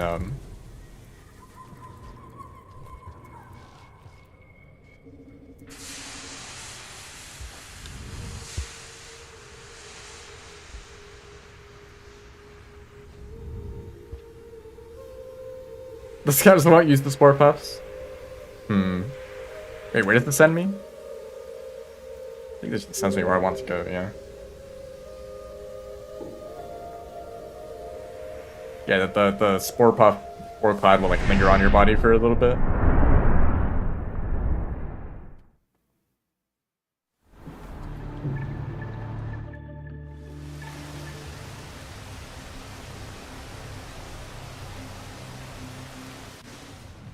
Oh, wait, we're right here. This is not that far.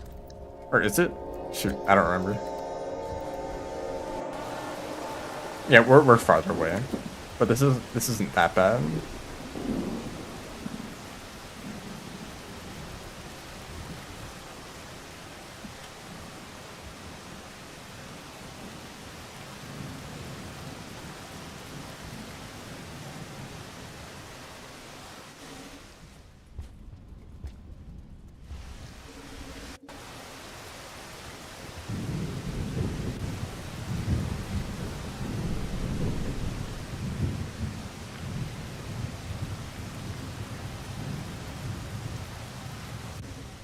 It kind of does.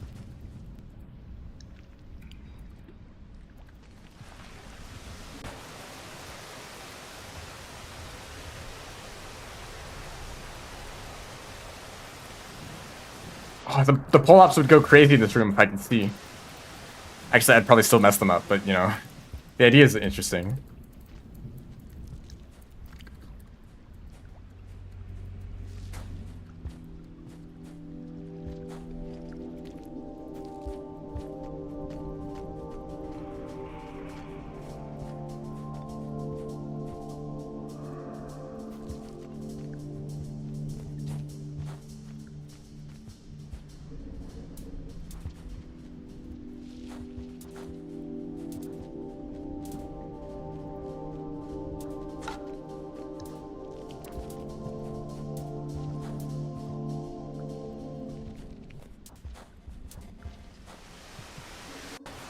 I feel like my movement through this whole segment was pretty good.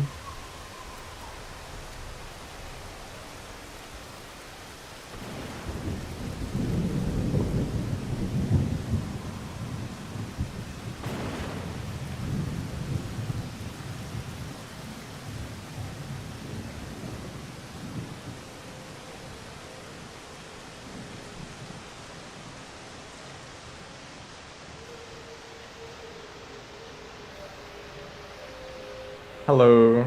It seems like roughly the same pace as last time.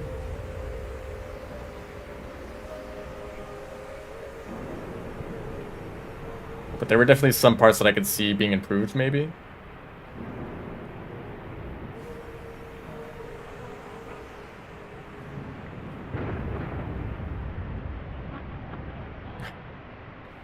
Two different lightning effects at the same time.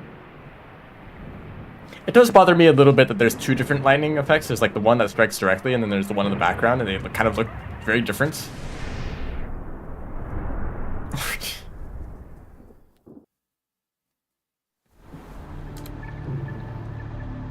Actually, grow as biological weapons. I mean, if your enemies are bugs, then yeah, I guess. Don't we do that?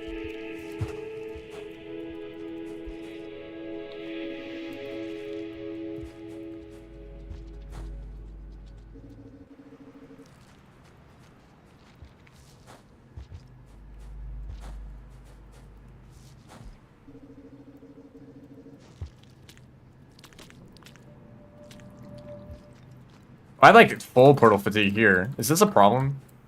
Do I need to shelter before I get the echo? Actually, I'm kind of curious what happens.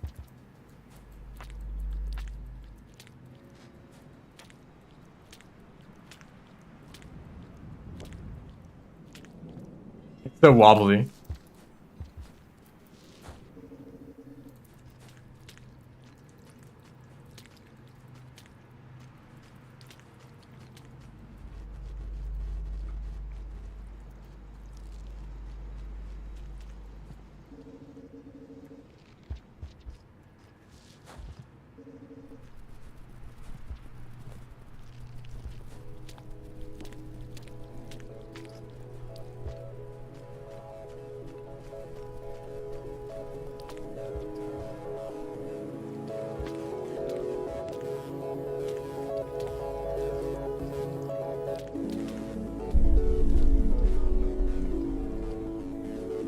Don't touch the fabric of reality, Garfield.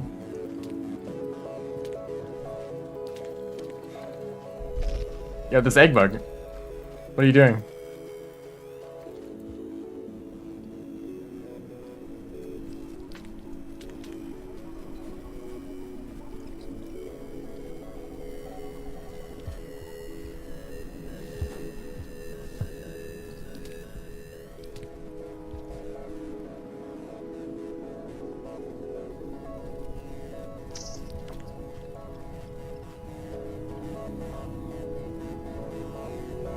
I guess like there's no reason not to shelter here. It just takes a little bit of time. It's still slower than the run that I did previously, but it's a very similar speed. And if I didn't waste so much time in a few areas. Corner slide so aggressive, that was a den boost. I slid into an empty den, which forces you out really quickly if you get the right entrance.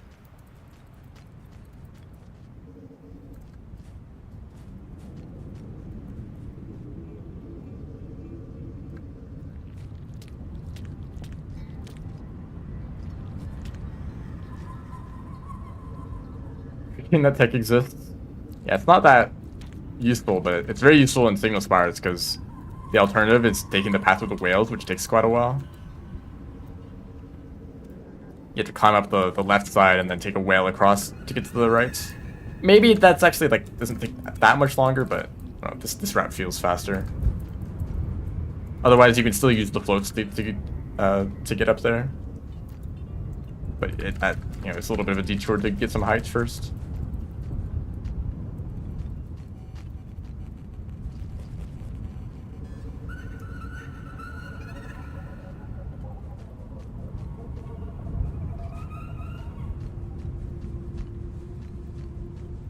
Also, by the way, these structures in the background are 100% iterators. No. That's not the conclusion that I drew from that. That's just my theory. They definitely have an underhang though, which you can't really see because of the clouds. But if you look at in the like files of the game, the image for these, it has an underhang below it, and it also has like a column. Like the whole pyramid is being suspended up by a pillar. Like one single pillar in the middle. Maybe that's on it. Maybe that's not like canon because it's you're not supposed to see it. But I thought that meant like the pyramid means that they're like suspended above, or no, that they're like on the ground physically. Yeah, that's not what I meant by that. Maybe they're a different structure that just also has an underhang like structure. I just thought it was funny that they're like being held up in the air. Well, I guess if they are a pyramid shape and they were touching the ground, they'd be like absolutely massive by the time you get to the bottom. Unless it like stops getting wider. Being on the ground makes a lot more sense. Yeah, that's kind of like the whole point of a pyramid. Like you don't build a pyramid and then like suspend it up in the air. But that's what they look like if you look at in the files. I'm willing to try this route again. I don't entirely see where the starving comes into this.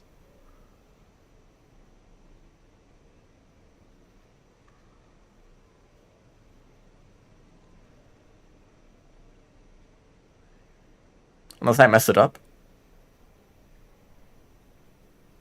Badlands Echo. Because if it's sending you all the way back to your last shelter, that would be huge. That would actually be a pretty big time save, because you'd save the entire trip back from Badlands to Heat Duct. But that doesn't seem to be what happened. Unless I just did the starve wrong.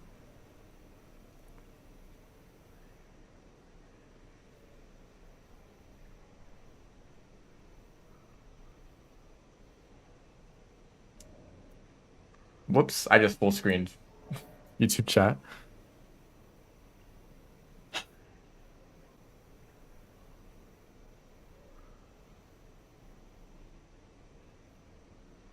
I guess if yeah, okay, I did do it correctly. So if you could starve in Torrid, that would be optimal, right? Would you have enough, like... Would you be able to go through... Okay, let me just do a proof of concept. Shoot, I need to reset the save file. I kind of hate doing this every single time. Please add an intro skip. Like, honestly, it's not even for speedruns. I just, like... I think it get annoying if you just want to do a second playthrough and you have to get through the entire intro again with, like, nothing new. Like, oh, I want to explore coral caves more because I skipped that region on my first playthrough. Oh, time to go through industrial for the 20th time. That's definitely what I wanted to explore. I guess, like, maybe you want to explore, like, the like, rotted versions of old regions, but, what happens if you portal too many times? you get sent to Outer Rim, I think.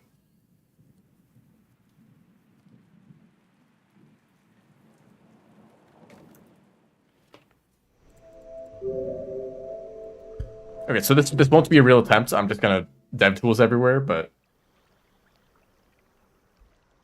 30-minute video to acquire costume on what someone was talking about earlier. What was that about? I'm curious too now. Oh, loop. I was looping forever.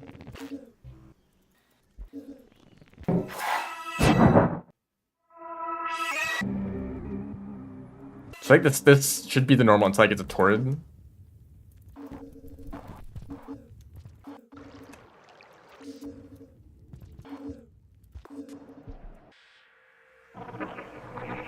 Second ending, right. The Prince.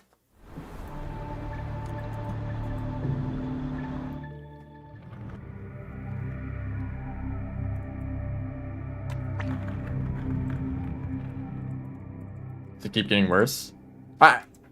It just sends you to Outer Rim instead of going to what the original destination was.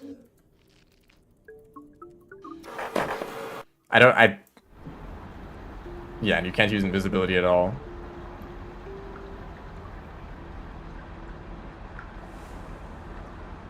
Oh, you can still use, so you still have like a little bit of invisibility, but it's just a one-time thing. So, how would I do this? Would I just starve here? So I have 3 food pips. Starve here, which is like kind of not a great place to starve because there's no food.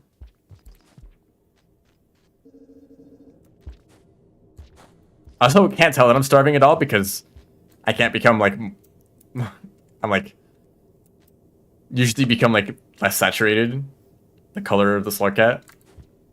I'm already like, I guess you're like pure black or something. Cause I should look gray right now. I don't know.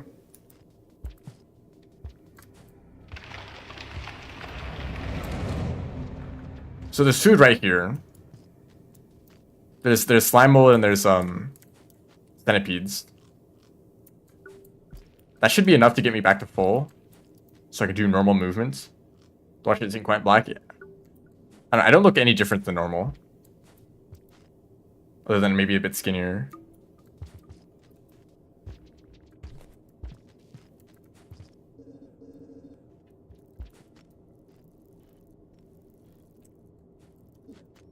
I'm kind of surprised I grabbed that centipede.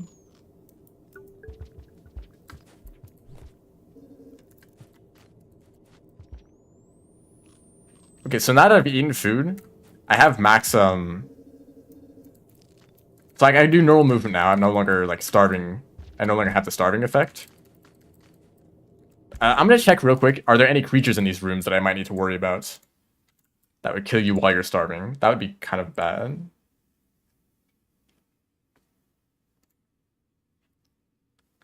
We're in Torrid Desert. There's no, actually it's like there's no creatures at all around here. Just some white lizards. So maybe if the white lizard decides to move like 3 rooms to the right. But otherwise it's just the regular centipedes. Maybe there's like one larger centipede that could be a problem. But it's like seems like one of the smaller variants, so still not too dangerous. And then by the time he gets to that room, they're probably all right, that's actually one room further down. So if the like medium-sized centipede decides to go up one room, you might deal with them a room later. Okay, don't worry about the creatures at all. It's probably safe to starve here. So after, I'm just gonna skip through the rest of this.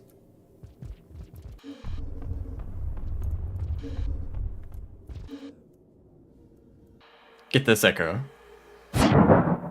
I guess my main concern is the portal fatigue will even let me get this many echoes while starving in one cycle. But I guess I exit out of the last portal, so I don't even enter that one.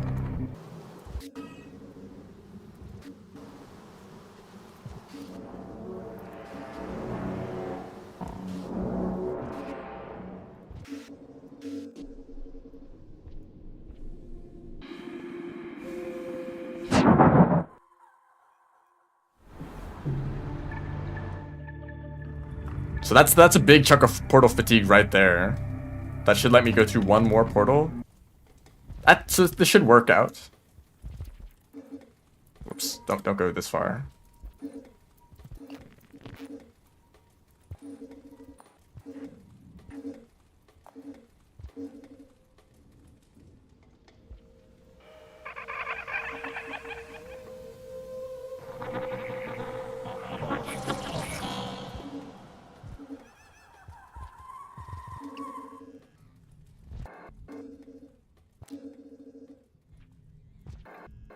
It seems like if there's a lot of echo speaking. You can hear a lot of like the echo or the ancients language in this DLC. The echo talks. You hear some voices in the background of ancient urban. It bothers me a little bit that they kind of made them all sound like iterators. I guess it makes sense. Like the iterators should sound like ancients, but also I feel like they should sound more robotic, and they do sound robotic. But like now the echo also kind of sounds robotic, even though they're just like a regular ancient.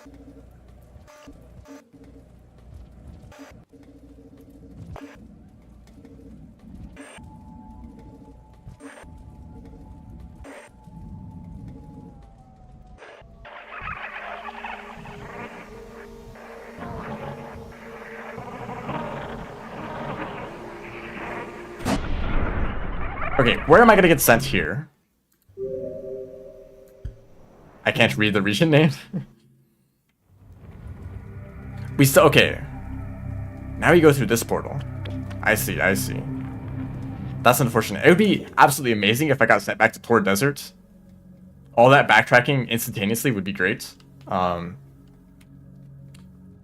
it seems like it saved, like, the second save overrides, like, starving prevents me from staving at the Tor Desert Echo, but this one saves at the Badlands Echo. That's unfortunate. But this, maybe I should consider the routing still. Starving lets you get through one echo without saving.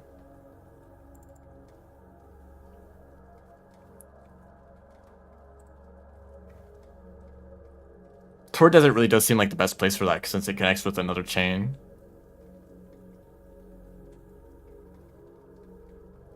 And I don't think there's a good way to get to Desolate Tract quickly.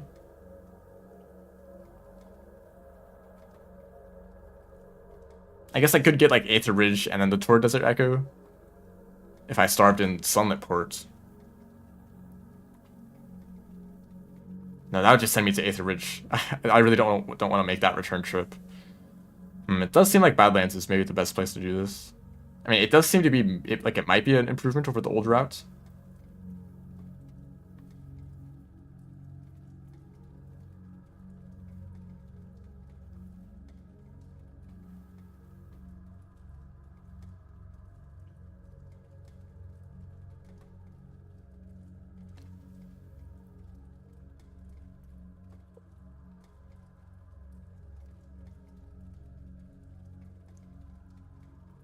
Okay, that's interesting. Maybe I'll do another run, but just try to do it a little bit cleaner.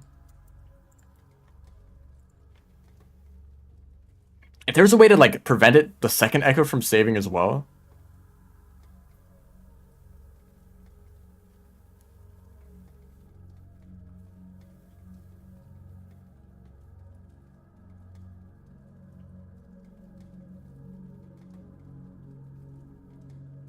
Going all the way back to Tor Desert where you such a huge time save.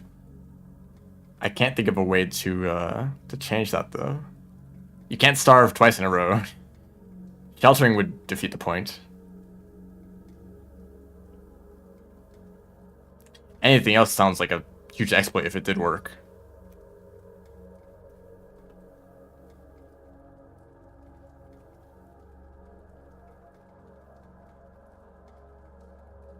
So if I starved and went through an echo, and then exited out, I would go back to the shelter. But going through two echoes in a row means I go back to the first echo.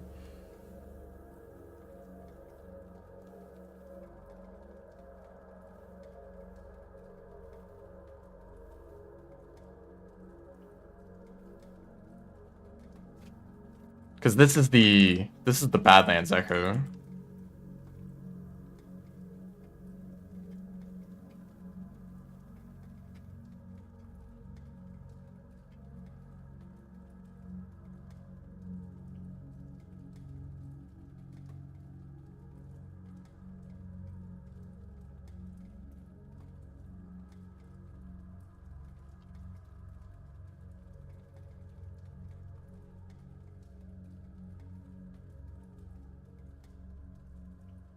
is it that much worse than going through cold storage? Like, I guess at the end of the day, it kind of goes through the same areas, but we're not backing out at heat ducts. Because in the original route, we would do heat ducts early toward deserts and then continue through the routes the normal way. But now we're doing that part of the route first, and then doing heat ducts the normal way. This is great stream content, I know. Me staring at a map that you can't see, being like, maybe that, no, that wouldn't work.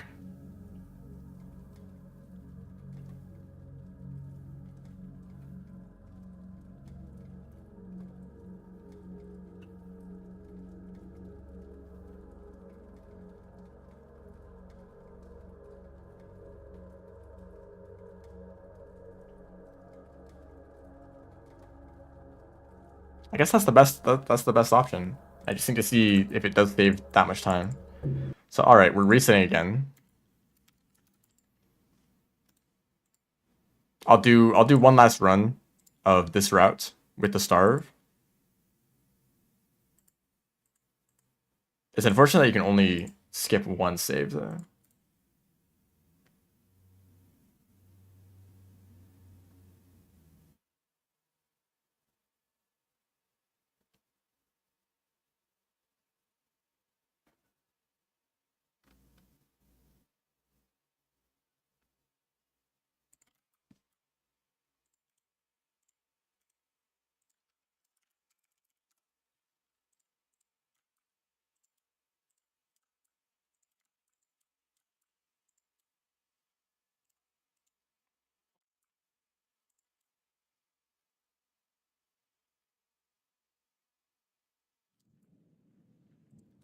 All right.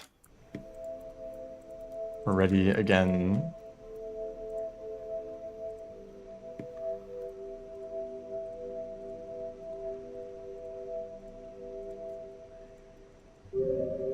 I'll try to get the best run that I can with this route.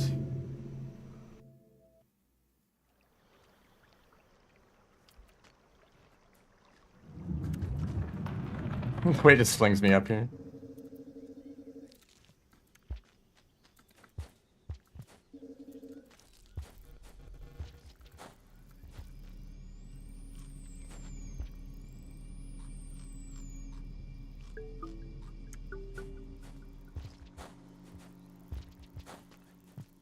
And I don't know how much I should. Oh my god, warp or loop lap mod. I keep forgetting to turn it off.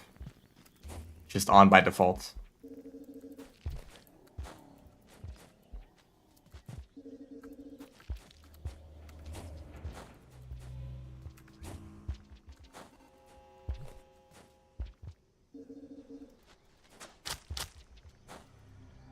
Okay, let's just see. Four food pips. I think actually I'll need 5. Because I need 1 left over to starve. But that might be all you need for the whole run. Kind of funny. Just going through so many portals that you just don't need to eat.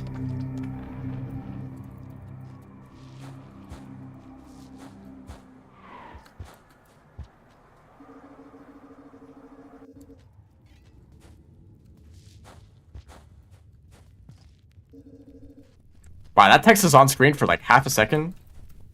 Is that even readable?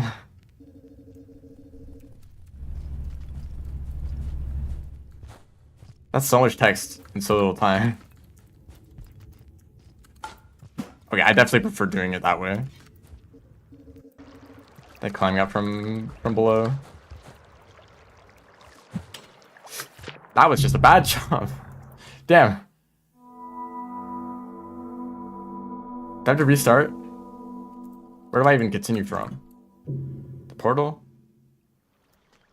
Okay, 3 minutes. Just take off 2 minutes from the end of the timer. Oh, zoomies. Except that time it didn't fling me upwards, so I fell into the water.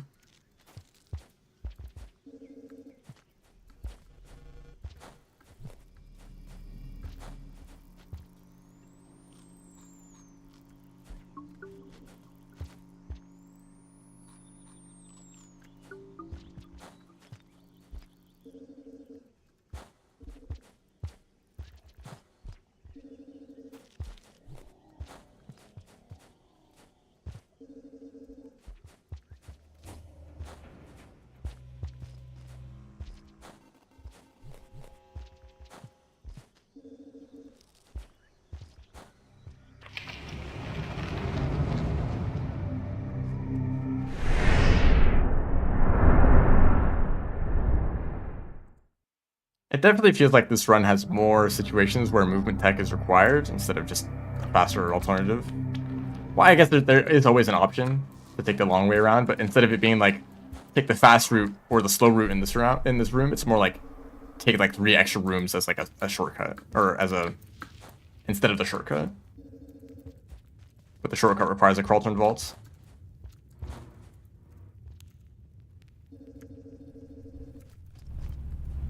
Or in this room, this route requires a quarter wall pounce and then a spear. Oops, that's just bad timing from me. Again. There we go.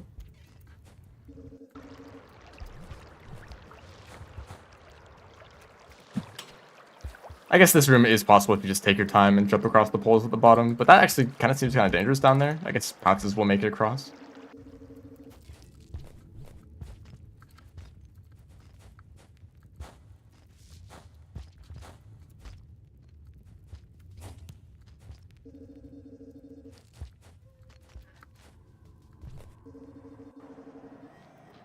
Hello. Something that I didn't learn until I looked at the OST. There's like 5 different variations of this echo theme, which I don't know how I didn't notice in game. I guess you're focusing on the sound effects and the dialogue instead.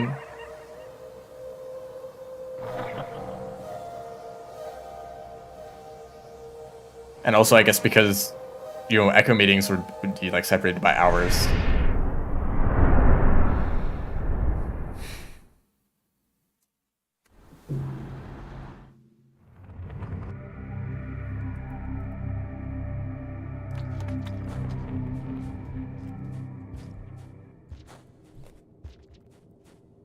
I didn't expect to get a roll there.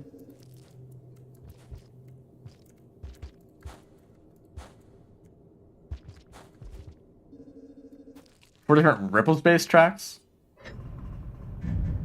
Hello. Hello. Welcome to the stream. That's an interesting name you have there. I need one more food pip.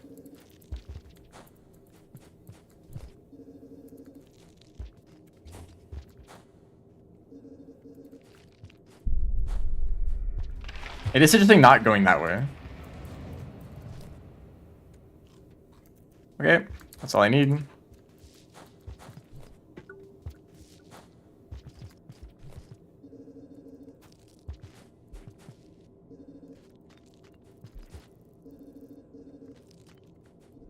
Not messing up that movements, thank you.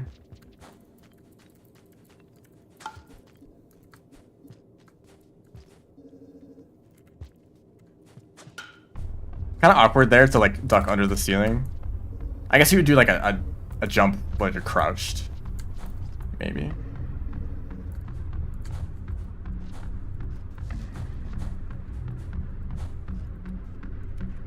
That was a really good vault. Goodness. There were at least like more than one person who said that vaults got easier after the Watcher released. I don't agree with them. I think that's just an individual kind of experience. Like, huh, I feel like I've had an easier time vaulting. And that also just happens to be when the vault, or the, not the vaulter, the Watcher released. Imagine that's a modded look at the vaulter. The window for Carlton vaults is like 3 frames more lenient, and you can just vault everywhere.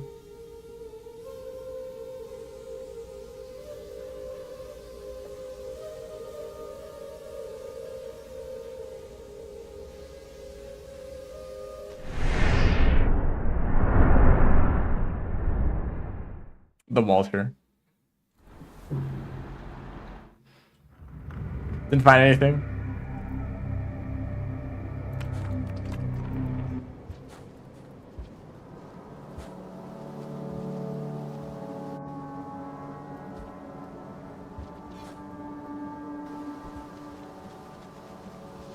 Okay, man. Please work with me.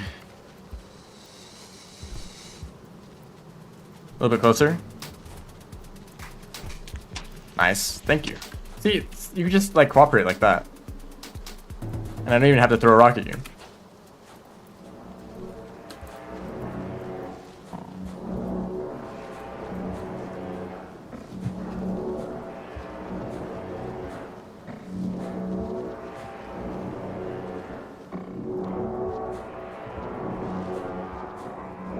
Wow, no rocks in this room at all.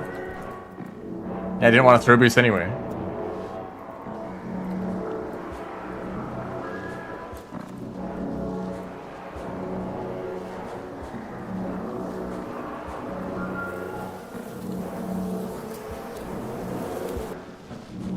That's a little terrifying. At least one throw boost would make that a lot more lenient. But yeah, I mean, the locust might grab you a little bit. As long as you're keeping up your movements, it's safe. But having an extra... why a jump boost there? Having an extra E-slide would make that a lot easier. I want to find a spear before I come back to this shelter. Also, it's interesting that for this echo, we want to leave the room and come back later. I wonder if that makes this more reliable.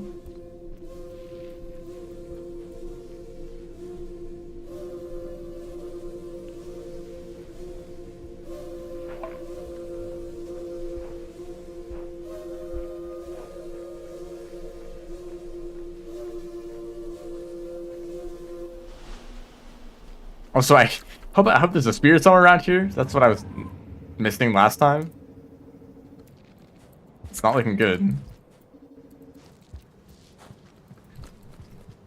Uh-oh.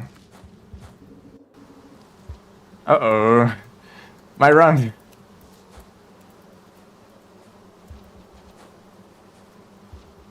Shoot. Okay, well, no, there's no spawns over here. Well, damn. Okay. This was the time lost in the last run. I guess you really need to hold on to a spear at some point. I thought I'd find one in that room.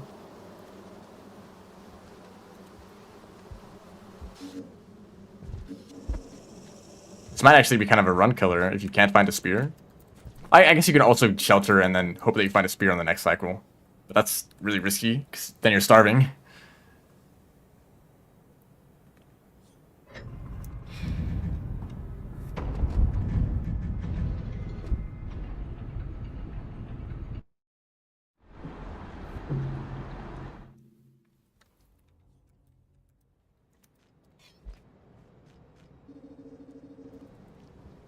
And of course, there's two spears right here.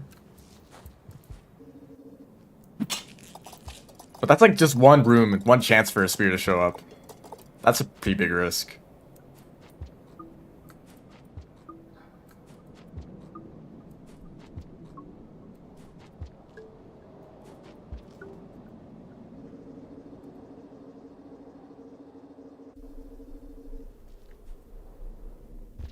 Yeah, what if I like did the same thing where I activated the echo and I went through the portal after leaving the room? Because I think the reason this one works seems to be that you activate the echo and then starve. I don't know how you'd extend it through multiple echoes, but that would be huge for this route. Because best case scenario would be that you can basically starve wherever you want, get as many portals or get as many echoes as you want, and then exit out of the game and return to the shelter that you or before the one that you starved in. That would be really good. That allow for some crazy routing.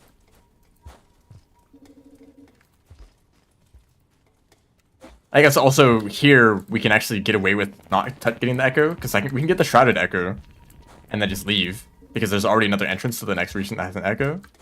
Maybe there's ways we can do that instead. Starve, get an echo, leave to a different path and get an echo there.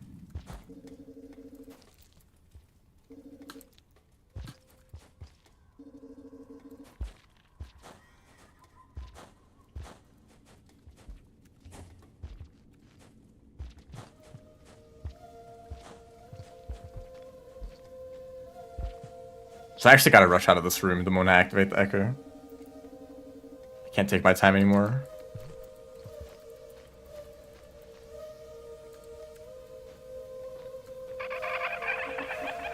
Does that mean it's still faster to go like up here, or maybe I should go back down through the portal?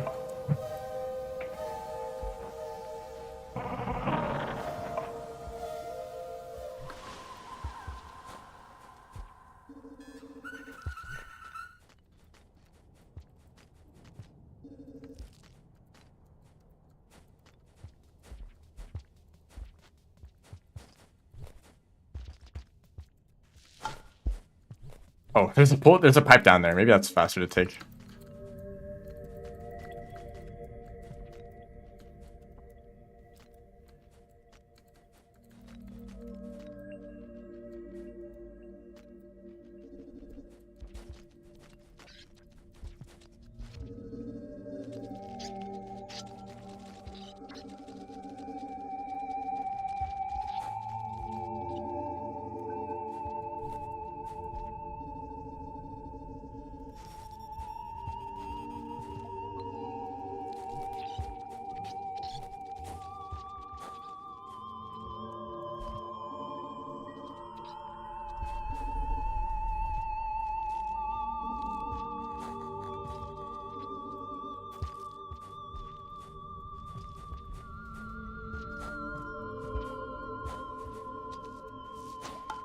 That actually went too far. There, that's kind of what I was looking for.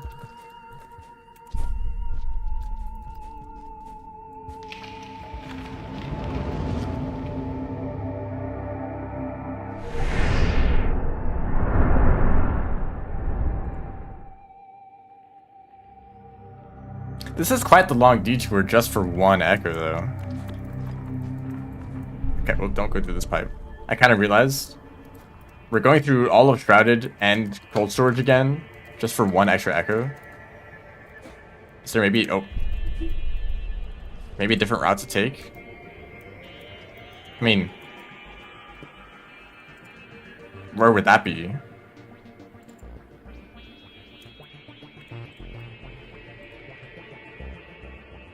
Like, Verdant Waterways, I guess? That's still kind of far out of the way.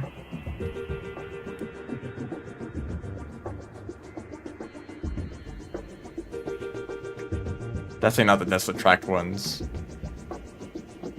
Salination is on the cold storage route. That would not give you enough echoes.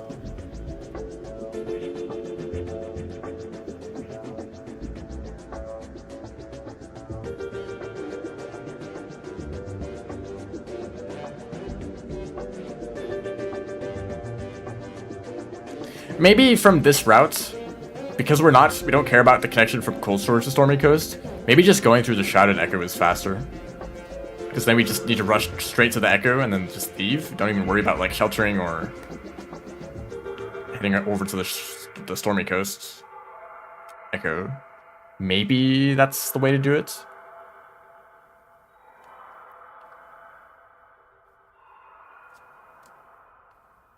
Maybe there's some way to like, maybe like Aether Ridge toward Desert, then get like the Heat Ducks and Stormy Coast Echo, then come back and do the rest of the other chain.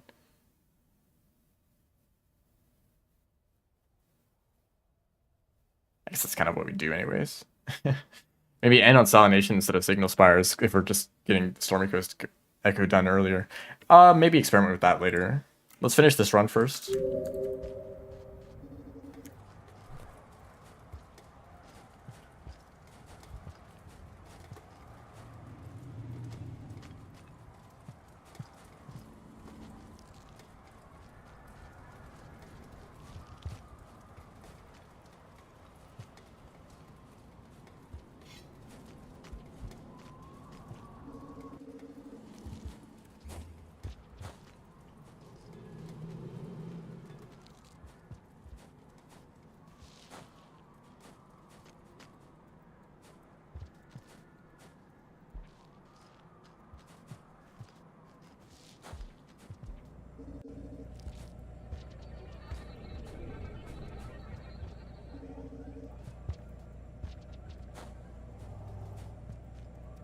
Okay, don't use the spear for once.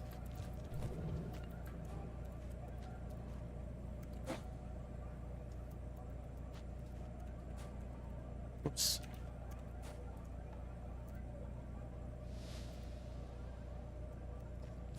Okay, I was actually... Oh, and then I fell all the way back down.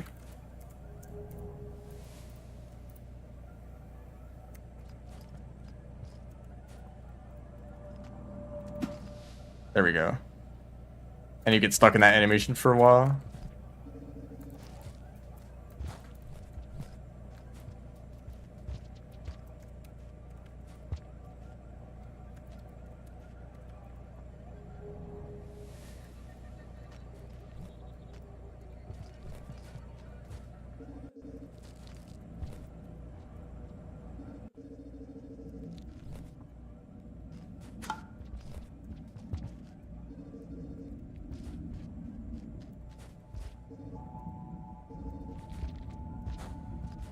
Oh, that's definitely better if you can land on that platform instead of going down into the goop below. Hello.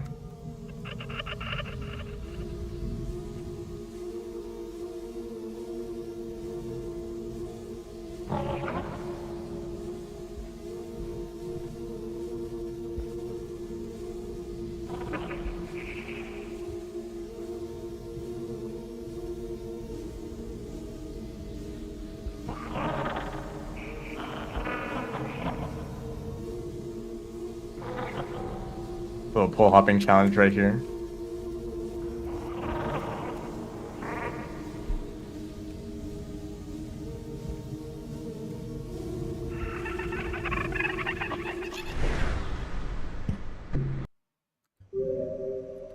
Okay, and then we're waiting for this portal again. I wonder if it's maybe faster to leave the room, but this room is quite large. So it's gonna take a while to climb back up it.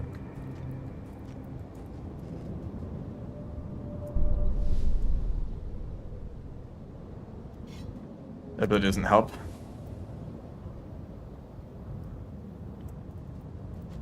Yeah, I just have to sit here and wait. I guess maybe if the wait is long enough, maybe leaving the room would still make it faster.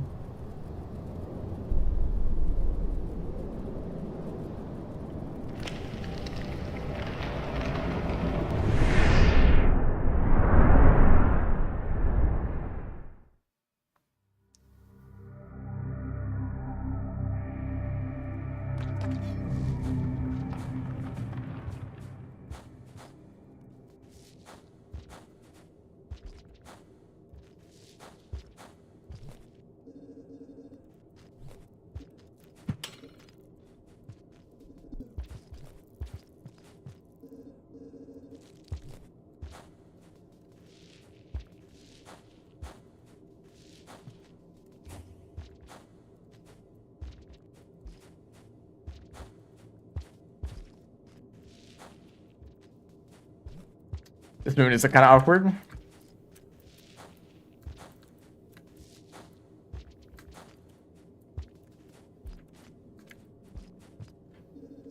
And not a huge problem if I didn't mess up a bunch. I guess I'm just not used to taking this path through Torrid. I've gone the other way a lot more.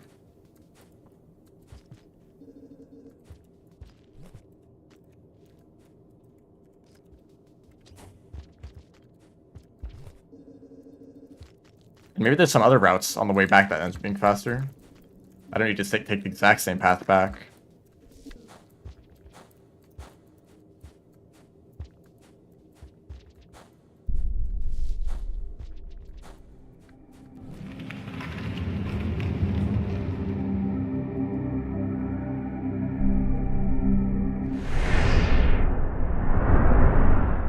So yeah, that's what, like maybe like 2 minutes of walking back from the Badlands Echo or Badlands portal to Heat Ducts. If we just set the save in that shelter back there.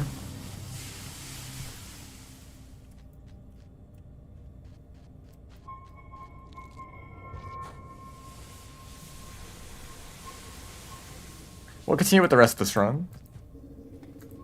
Maybe I want to try one more test run after this. The potential different routes.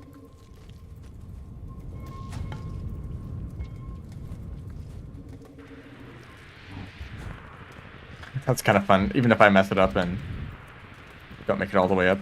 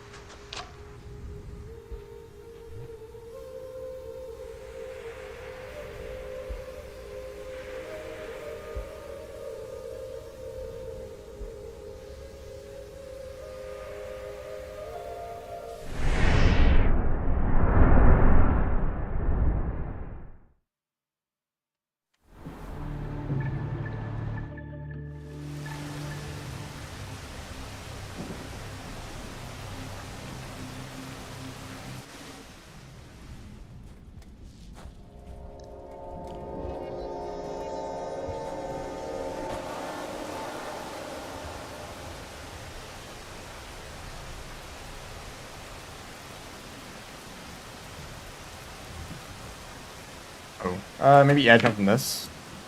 That kind of works.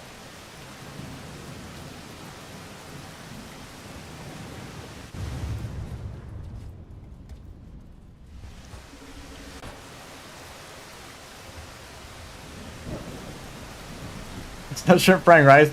It absolutely is.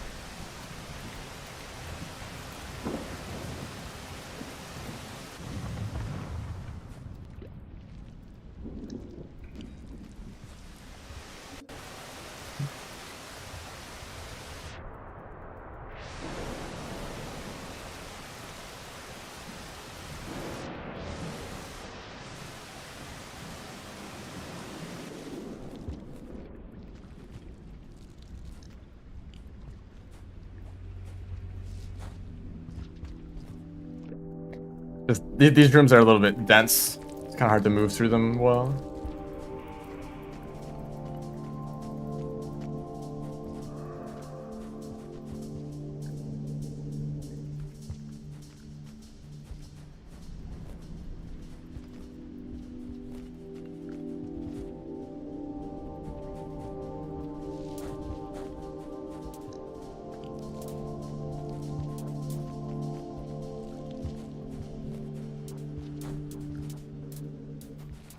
Is there specific? I feel like there's a different art style for some of the graffiti in this DLC. You can actually look in the game files. There's a folder with like all the graffiti in it, and there's like I think there's probably new artists, or maybe they just were going for a different art style on purpose. There's a lot of interesting graffiti that you can find. Might be hard to see in game. Or just explore around in Tragic Coast. Honestly, there's a ton in there. And I assume that there's some connection between Tragic Coast and Stormy Coast. They're both coasts, and they have like the big boxes. Great for mods. Oh, okay. That's why they're a bit like there's like just a shrimp and a turtle and another one. There's a collar.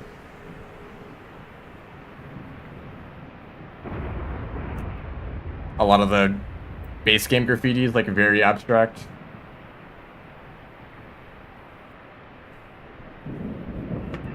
Like really strange, like creatures.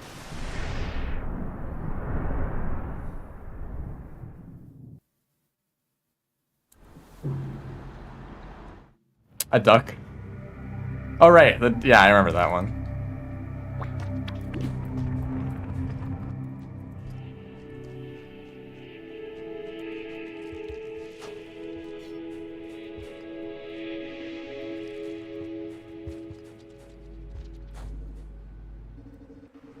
He ducks.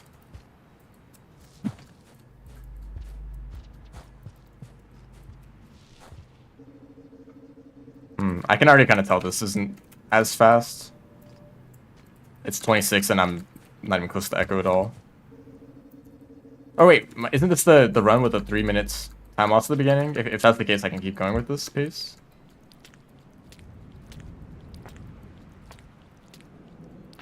Because we're actually 2 minutes ahead of where it looks like I am. And then 1 minute ahead of you get it. I'll still make it to the end.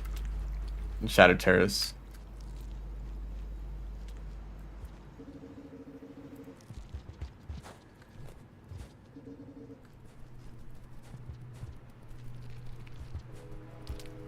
Whoa, that slingshot?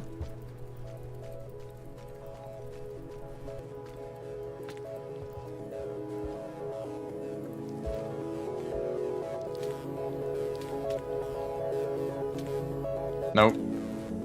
There you go.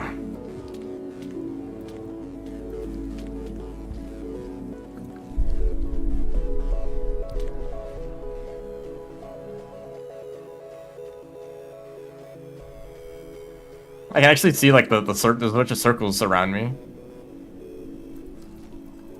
It's the distortion.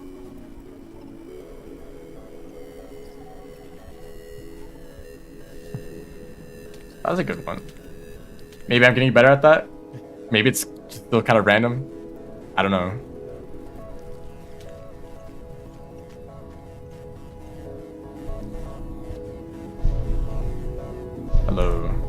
Oh, you look like an old one. Maybe, I don't know.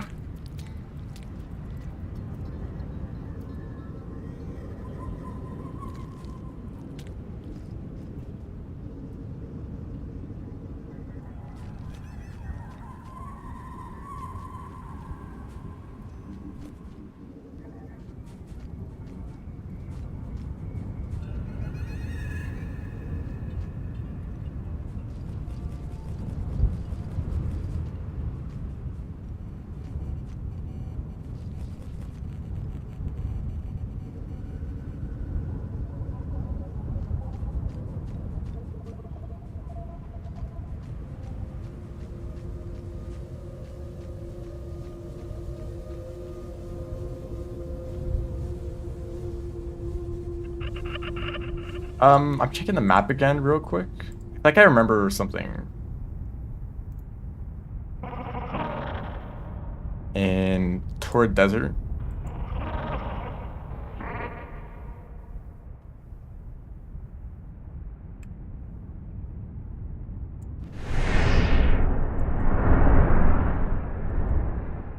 Yeah, there's a dynamic warp destination that's like right next to the Echo. It's like 3 rooms away. So that's definitely something to look into. Oh, was I still got sent here even though I think I was fully stored in.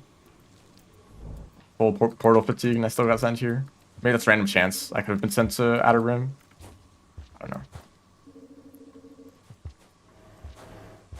Wait, but Torrid Desert is like already in early regions, so there's probably no reason to warp to it. Like by the time you get there, you already have the warp ability. Or the other way around. You already passed it once you have the warp. That's what I meant to say.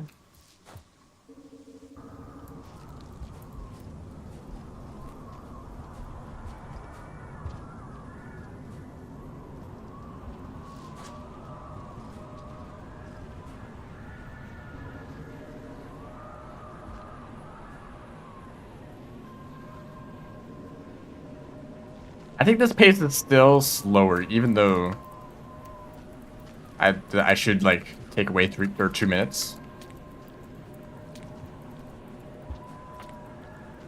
Because the other one was like a 20. It was like almost a 28, but this is coming up on that.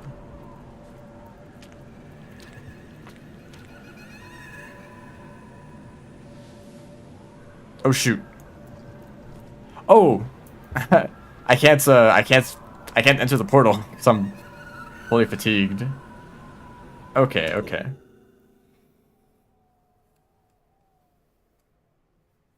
So it feels like this route might be roughly the same speed or just a little bit slower.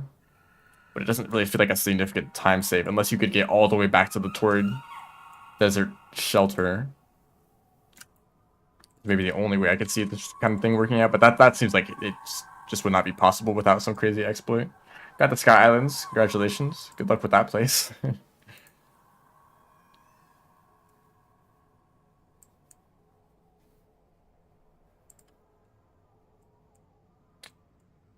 This is not what I was looking for, but whatever. Okay. So what was the route that I thought about doing? The Pack of Yellows Coast to Farm Race Gate friendly? No. They usually aren't friendly. They're a little bit incompetent sometimes.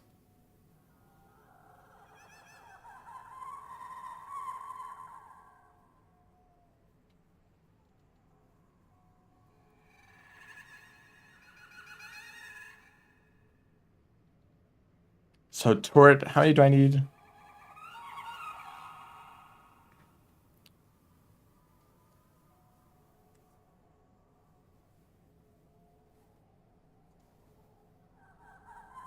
That still has the storm rate. Like Signal Spires is still kind of the slow part of that route.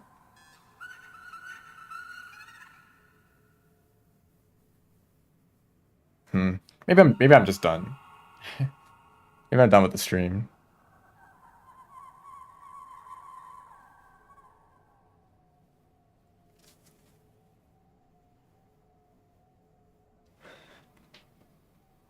Or no, it doesn't skip the Signal Spires. That does skip that. How would that work? Would I still no? I would enter heat ducts, but that's another weird situation where that wouldn't quite work out.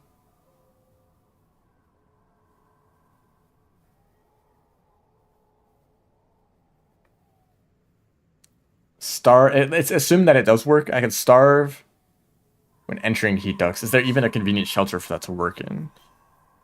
Heat ducts map. Um,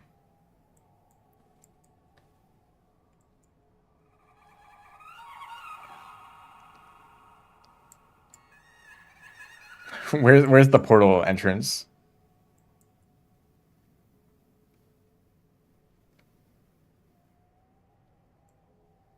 Hello, I can't find it.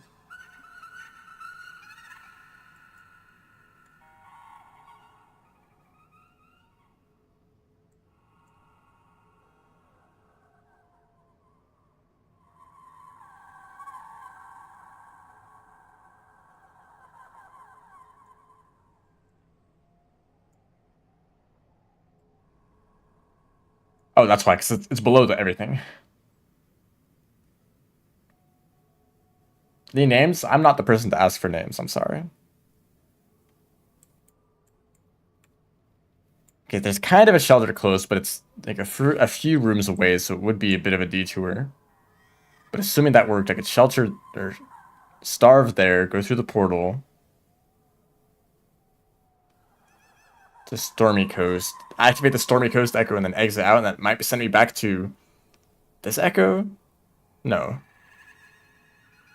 I guess I could just test that out.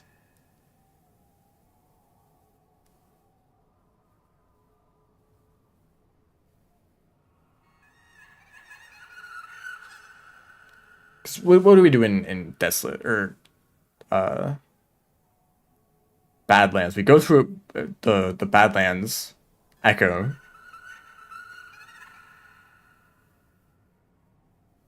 We don't actually go through any more Echoes, do we?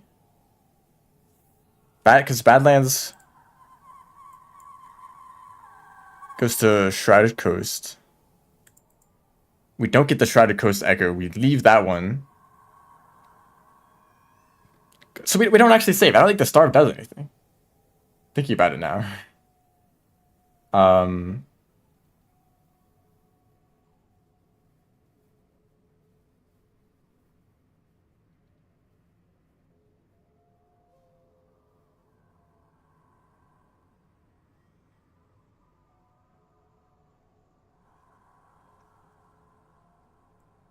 well, I guess what it's doing is it's sending us back to the Tor Desert Echo instead of the Badlands Echo. That's the exploit. So the one Echo that we go through, it sends us back to the previous Echo. It's as if we didn't do it at all. No, we still end up at Badlands. Sorry, I'm having a hard time understanding this. Okay, so if I were in like heat ducts and I starved, would that work? Hmm. I think I'm done. I think I don't want to think about this too hard.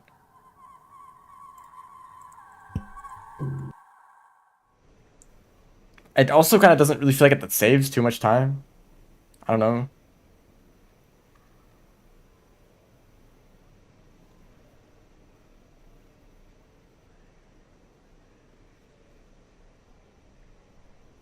Are there any actual skips? Welcome to the stream. I'm ending like right now. The biggest innovation with the speedrun is that you need to get 8 echoes to get to the end. But the way the map is laid out is that there's most echoes lead to a region with another echo in it. And there's 2 major chains. There's a chain starting from Aether Ridge and ending in Salination that gets 6 echoes. There's a chain from Desolate Tract to Signal Spires that gets 5 echoes, and then there's 2 extra echoes in Verdant Waterways and Fetid Glen. So we basically go through these chains. We call them echo chains. You can go through one chain really quickly and get like 6 or like five or 6 echoes, and then you just need to get a few more on the side, and that's like all the echoes that you need for the run. And Most of the time, you're just going from like one portal to like the echo, and then going from the echo to immediately to another echo. So it doesn't really take that long in between each one. That's like the biggest time save. There's not really any huge skips. We can't skip the requirement for getting all the echoes. We don't have any way to skip that. As fun as an 80% run would be, that just like rushes straight towards Shadow Terrace. Then find some way to skip that room too. That requires the float. That might be a cool category, but it doesn't really work out. We're kind of doing some routing right now with like potential starving and like going through portals and then exiting out so that you return back to like the place that you start or before the place that you start.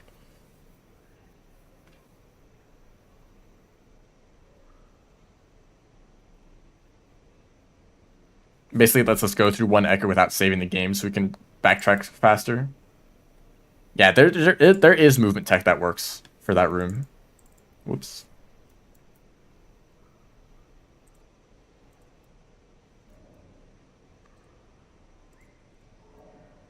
Corpse slaying. You don't need a corpse slaying.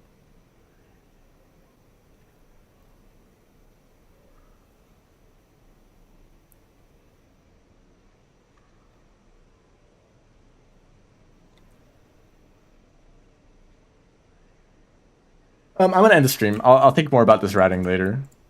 Maybe when I stream again on Friday, I'll have a new route, or maybe I'll just do the same old route. Anyways. So yeah, thanks everyone for watching. See ya.